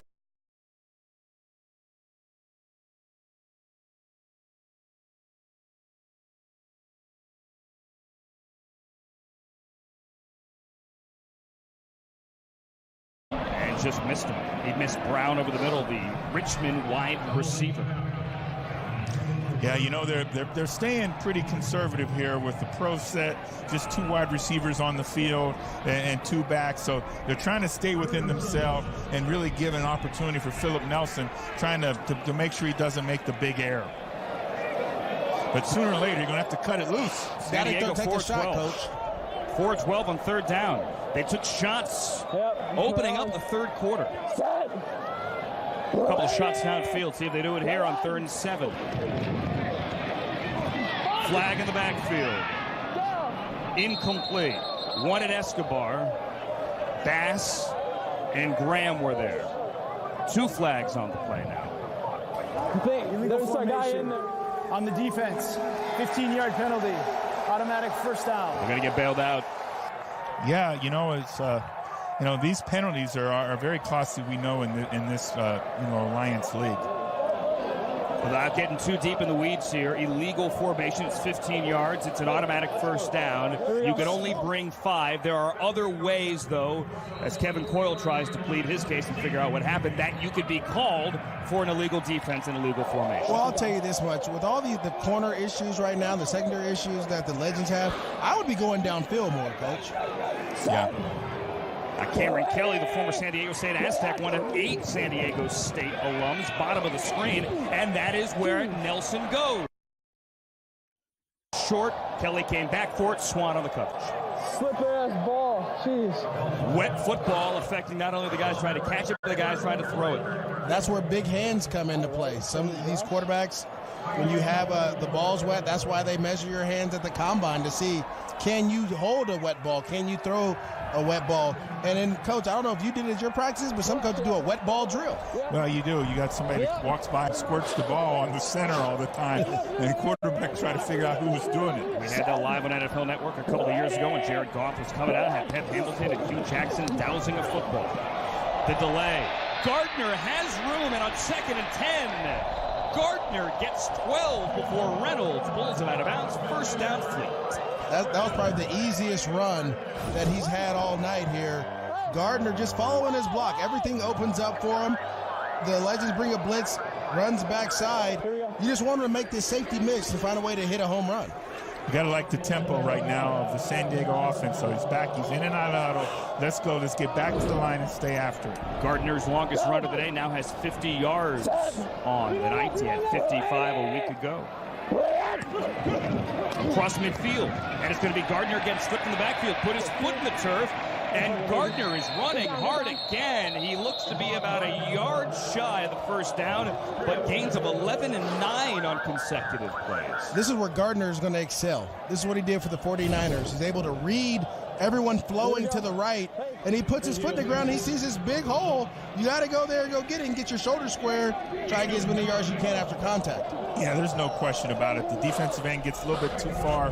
Number 98, they're too far up the field, and he's not able, 93 Barnes, and he's not able to get back. Gardner takes a rest, and Watson comes in, and Watson over the left side gets the first down. So San Diego last week, when it was turning the ball over, when Mike Bercovici, when they couldn't protect him when he was getting picked, turned to the ground game and got it going, and that's what they're doing here, down 3 in the 4th. Well, it looks like that they're going to run the ball a little bit because of the weather, kind of get going, and then they'll take their shots down the field. But both running backs are running really, really well right now, and I think it's because of last week they leaned on it. They're like, okay, we can run this ball. Let's get it going. There's Mike Bercovici, who, again, we mentioned was benched after 3 quarters and one big hit last week, watching from the sideline and watching Gardner lower his shoulder, go through Watts and get good yardage as they continue to run it. 3 minutes into the 4th quarter. Remember how I told you guys when it rains, you take your gloves off? Yes. Look at the running backs.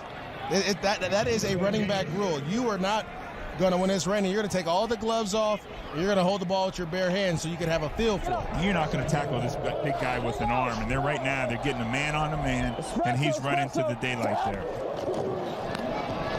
Watson again. Watson has a first down. Watson drags Graham for a couple of extra yards, and San Diego is picking up steam. You know, you really break the will of the defense when you can run the football downhill at them like the San Diego team has been doing on this drive. That was great execution there of a counter play where you line up everybody strong and you're bringing it back weak. Guys are blocking down, kicking out, and your tight end pulls up and blocks the right guy. Here we go.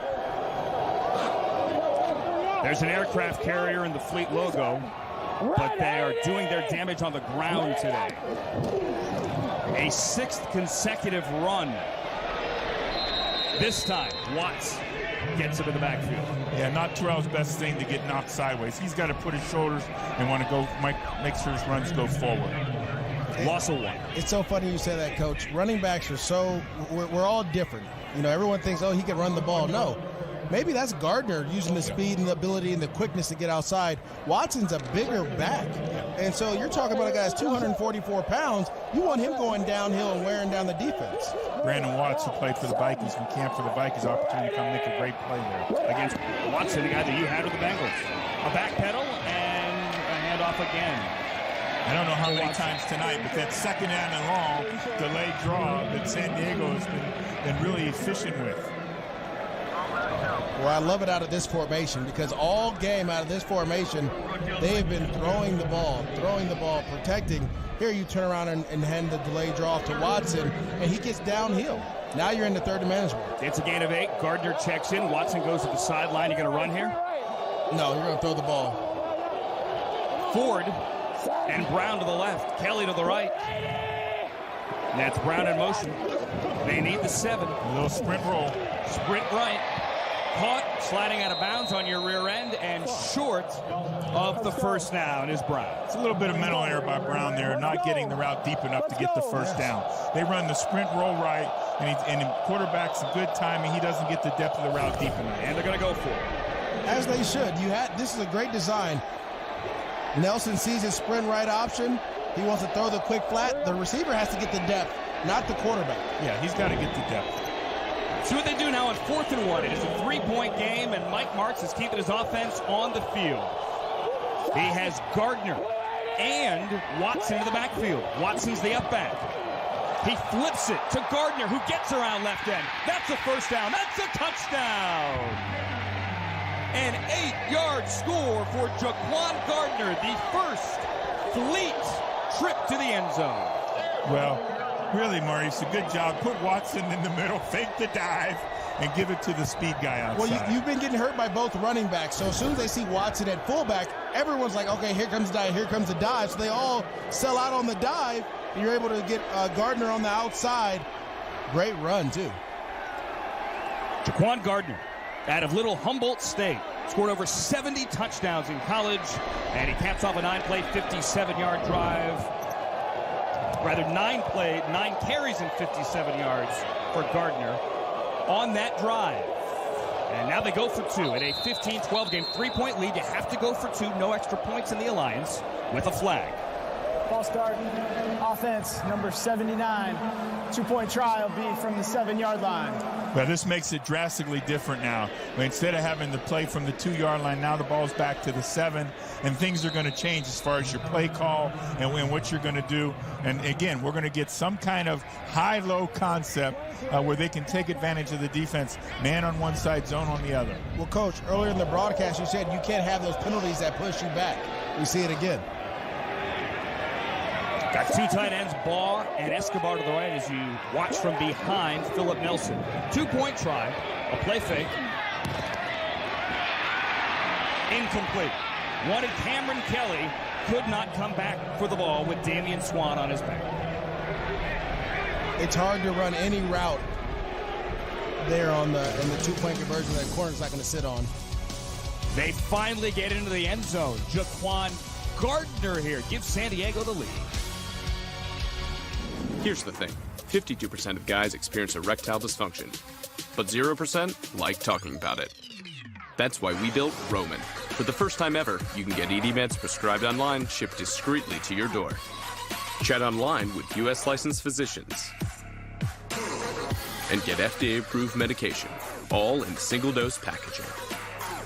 No more waiting rooms, awkward talks, or lines at the pharmacy. Get started with your free online visit at GetRoman.com/TV.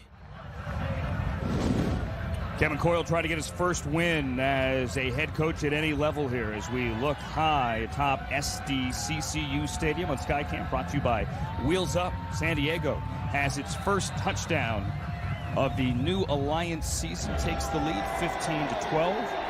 Matt Sims started well, but only one for his last four. Now, playing from behind. No kickoff, ball's placed on the 25 after the score. Justin Thomas, the former Georgia State quarterback, on the end around, the flip. And he gets across the 30, Brooks on the tackle after a gain of 6. Yeah, good positive play here to start the drive. It's what they got to do now. You know, this Atlanta football team has got to go down and score points and get a touchdown on the board here. There's nothing to hold back on. Well, you have Matt Sims, a veteran guy. Let him let it rip down the field, too. Take some shots. Stress this defense a little bit. He's got a touchdown. Sorry, Coach. He's got a pin. 2nd and 4. Brooks, the DB, blitzed there off the left side of the line, and Pittman had nowhere to go as Tani Tupo got it. Well, it seems like this Fleet defense, Coach, is starting to sell out on the run. They're going to force Matt Sims to beat him, so hopefully he can get it going. Well, the Atlanta offense drove the ball last time, handing the ball off to Pittman, so they're anticipating that. They bring the nickel pressure off the edge, and they're able to get penetration and knock it back sideways. Under 8 to go. Big third down here. 3rd and 5 for the Legends. These two teams 0-1. These two teams trying to get their first win and even their records. And the new Alliance. Sims was not helped out a bit by Sean right in his hands, and Atlanta has a case of the drop C's as San Diego has fought it all night. Looks like it's contagious, Andrew. It seems, again, this rain, guys with gloves, you can't feel the ball. And so your gloves are wet, the ball is wet. There's going to be times where you think you could catch it and go. Not this time. This seems like pass catching 101, though. Why are they still wearing gloves? Those new millennials you're talking about. Taking a shot at the kids, man. I think he was talking with you, Andrew. I know he wasn't referring to my me. fault. No. I'm older than you think, Coach. Delay of game. Offense, 5-yard penalty. It's 4th down. Delay of game there with Cameron Nizelek back to punt. Ron Brooks, you saw there, 33, set to return. But going back to the 3rd down play, Matt Sims got flushed out of the pocket a little bit. He moved away from compose yourself and then make an accurate throw. Compose yourself, make your accurate throw. The ball is a little bit behind. It should be caught, but just a little bit behind. Nizelek gets it away. Brooks had a 16-yard return last week. Puts this one on the ground, gets it back, and has nowhere to go. Bug Howard down for the tackle at the 39. San Diego, decent field position, up 3, halfway through the 4th.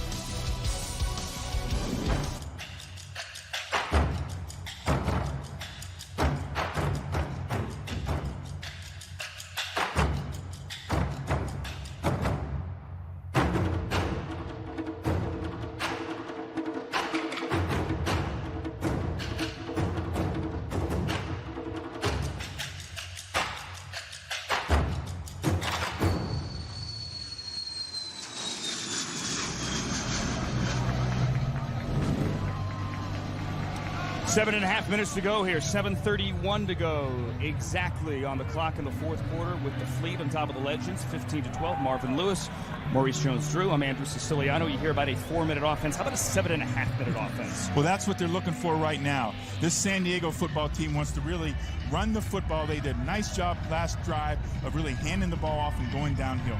Well, you want to limit the number of possessions the other team is going to have and the number of minutes they're going to have and how many possessions they get. So run the ball, get first downs, get up slow, coach, even though the play clock's a little bit faster.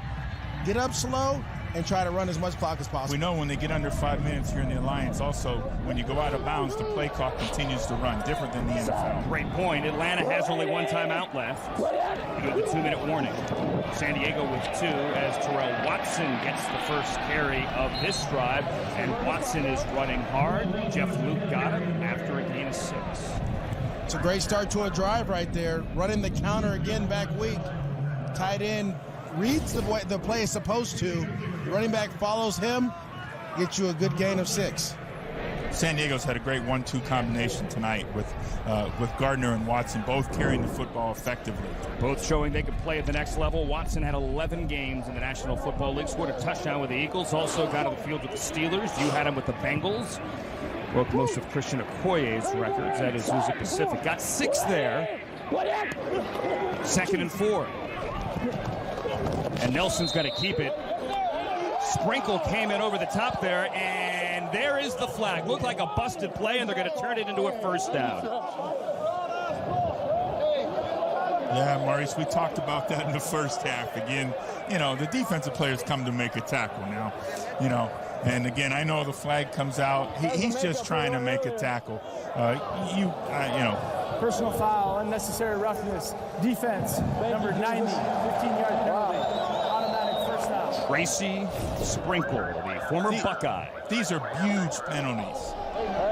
He tried to get him, Coach. Well, he's trying to go over the top. He's doing everything he can to slide his big body over the top. Now, we're not talking about a ballerina dancer here, are we? You're right. I'll give you that one. But you know, just like the NFL, they want to protect the quarterback. You have to have that always in the back of your mind. Now, once the quarterback runs you over, you have a little grief with the ref after that. Well, also, too, I'd have to think on a busted play, and you see the quarterback running free in the backfield, you're smelling blood. Then Nelson started to slide behind the line of scrimmage, something you don't often see. As Gardner has big room over the left side, across the 30, the 20.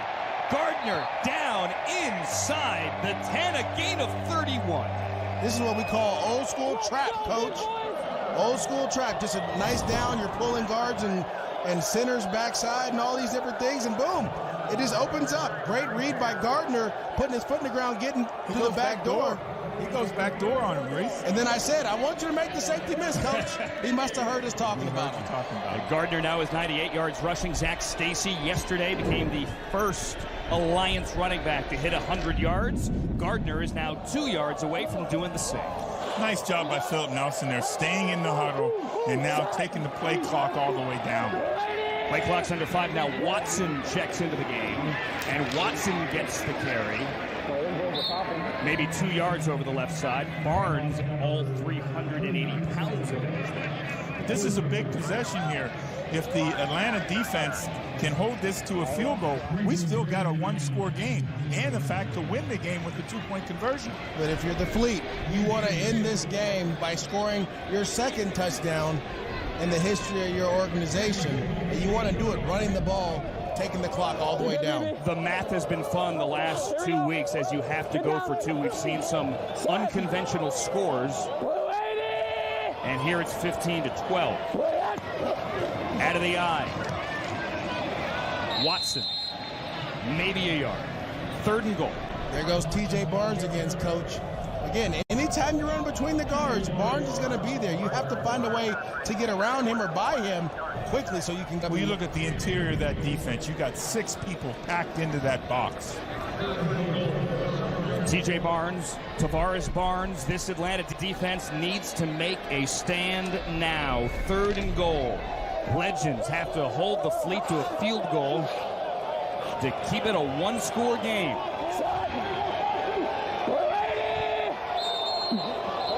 Play clock at 2, and I think we have a timeout. We saw the bunch formation over there, Andrew, to the offensive right, okay? And the opportunity with isolation to the left, bunch formation to the right.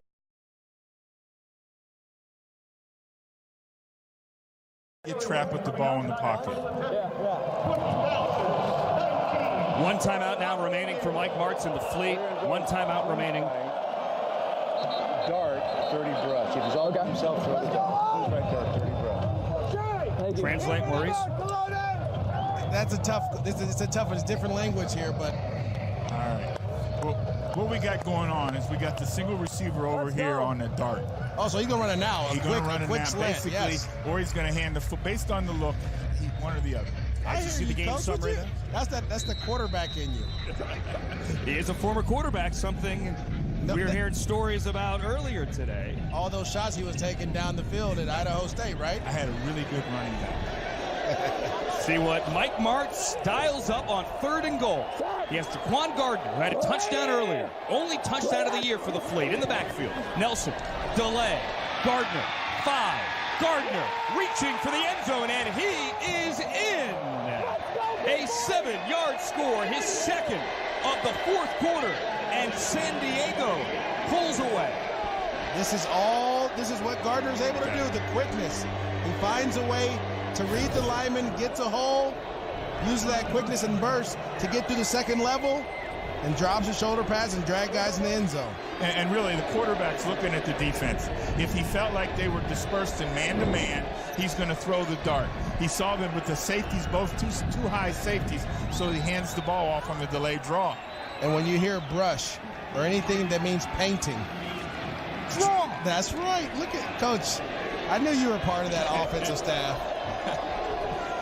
See what they do when they go for 2. Got to go for 2. 21-12 now, 9-point game. A chance to extend it to 11. 4 minutes on the clock. Irvin Phillips is 82 on the left of your screen. And there's Watson trying to get around the right side, reaching for the end zone, but he is down inside the 1, and that conversion fails. So it will stay a 9-point game with the Fleet on top of the Legends, 21-12. The last 2 drives in which Mike Martz is dedicated to the run. 12 plays, 75 yards, 6 plays, 60 yards, both of them ending in the end zone. I had a coach once tell me, anytime you don't feel well or things aren't going right for you, just turn around and hand the ball off. Says and the running back. I'm just being honest. Yeah, you know, this game now comes down to those timeouts used by the Atlanta offense early in the 3rd quarter in order to save the delay of penalties. Look at that, 111 minutes of football, no touchdowns. 5 minutes of football, 2 touchdowns here, as Matt Sims now needs 2 scores, and he's not going to get it that way. Incomplete to the boundary. Shontavious Jones there, and we are inside of 5 to go. You're going to have a running clock if anyone gets out of bounds there, but that was incomplete, so it stops at 3:55. Yeah, Matt Sims got to use his lower body on this throw. You know, this throw looked to be all arm, and it just doesn't. He's not as accurate that way. He's got to use lower body. 89, the tight end from Louisville, Keith Tobridge, is lined up their slot to the right.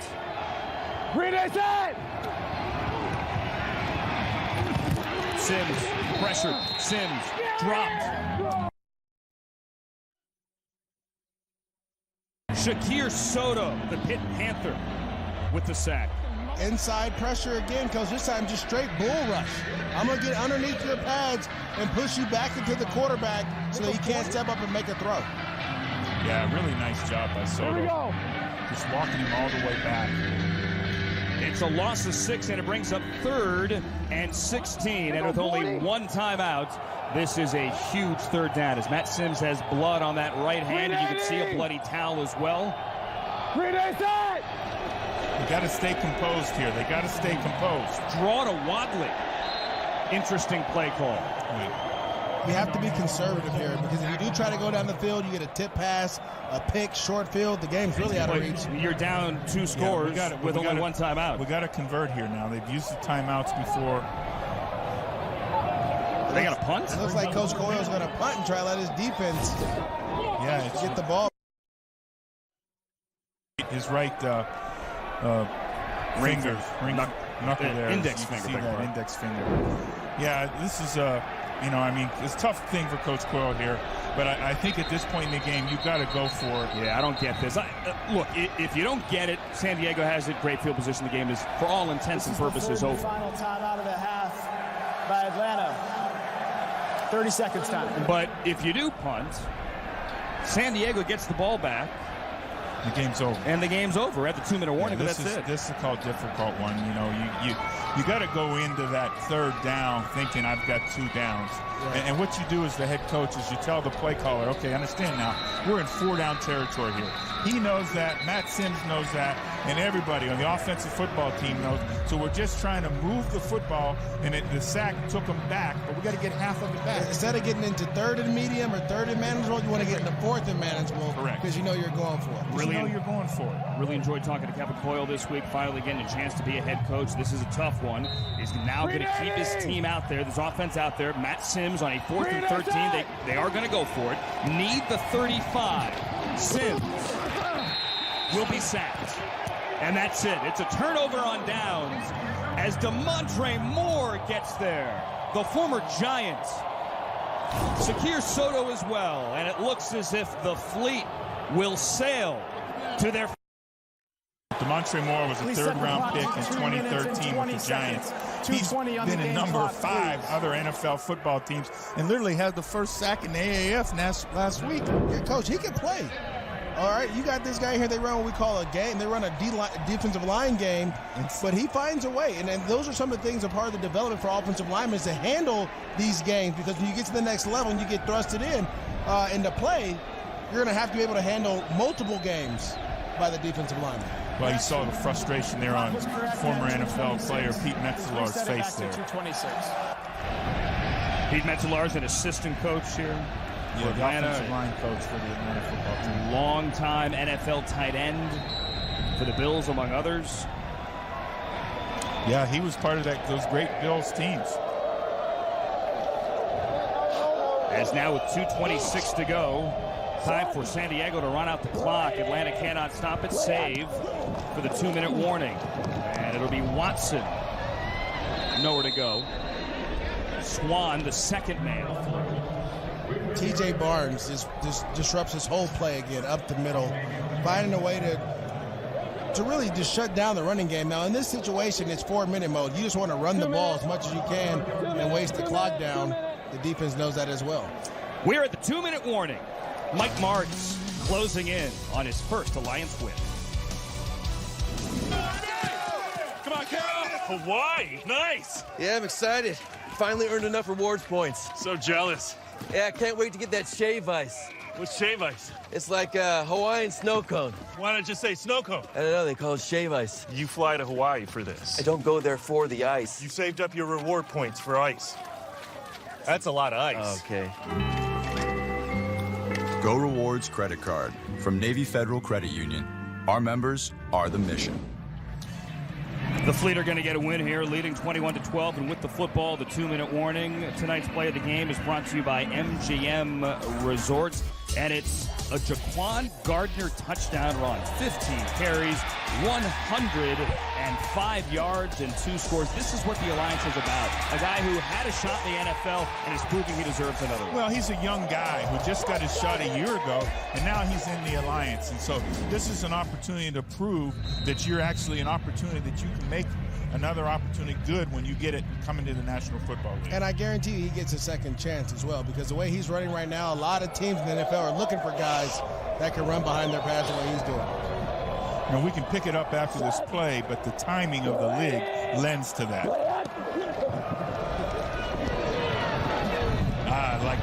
I like this. Nelson is going to slide at the line of scrimmage and keep that clock moving. I like that, Maurice, where you call the running play and you and the back are the only two that know that you're not handing it to him. That happened to me a couple times, and I'm going to give you a quick story with the new offensive coordinator of the Cincinnati Bengals, Brian Callahan. We played high school ball together, and he would call this exact same play, and then he'd be like, I'm going to keep it. I'm like, dude, I'm just getting the game with you, too. I'm a backup running back. Let me get some love as well. Get some love. Wait, really, no one else knows but those two? The other because you want everybody to block the play. I'll tell you a better story. I'll top your story. All right, let's one-up each other on 3rd and 15. Well, we got to keep it interesting here, Andrew. This time, Watson does get the carry to the 15. Go. All right, so Carson Palmer. We're playing the Tennessee Titans. We're winning the football game. I think it's 2004, 2006. I'm not sure. And he comes over to the sideline. I said, Carson, we're going to call the sprint, okay? And you keep the ball. And you only tell reject. And he keeps it. He runs for the first down, gets down, game over, right? Then we can kneel on it. I said, sometimes you just got to fake it. So sometimes when I come down to that meeting on Wednesday, I'm faking it. Donnie Hagman's on for a 33-yard field goal try. He has made his previous 3 today, and he makes this one as well. He is 4 for 4 on the night and 6 for 6 on the season. And San Diego is doubling up Atlanta 24-12 with 35 seconds to go. Coach, you really had Carson Palmer run the ball? Can he run? Was he athletic back then? Carson Palmer ran 4.6, man. Carson Palmer, that great, tremendous athlete.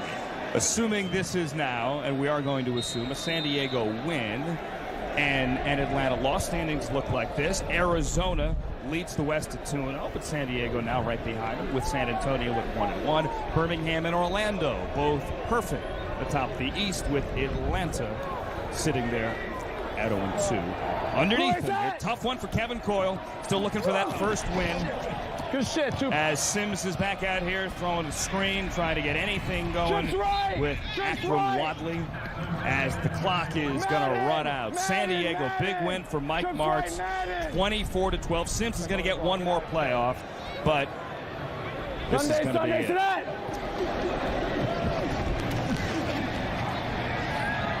Wadley again. Akrum Wadley has also looked good today. Yes. In defeat, he has looked good. Matt Sims has made some plays, but Atlanta's going to head home. Tough road for them, 3 out of 4 to open up the season on the road before the second half of the season at home. But congratulations to Mike Martz, Jaquan Gardner, and the San Diego Fleet winning tonight, beating the Atlanta Legends 24-12 to even their record at 1-1. Gentlemen, this has been fun. It's been great, Andrew. It's been great, Andrew. It's really been really feel good about San Diego, their ability to get some offensive touchdowns tonight. Feel good about the Fleet. And the quarterback play is getting better as we watch the game. So can't wait to see what next week's going to be like. Even Matt Sims in the defeat as well. 8 games in the books, 2 weeks in the books. On the Alliance, we end week 2 with a big win for the Fleet, 24-12. So long from San Diego.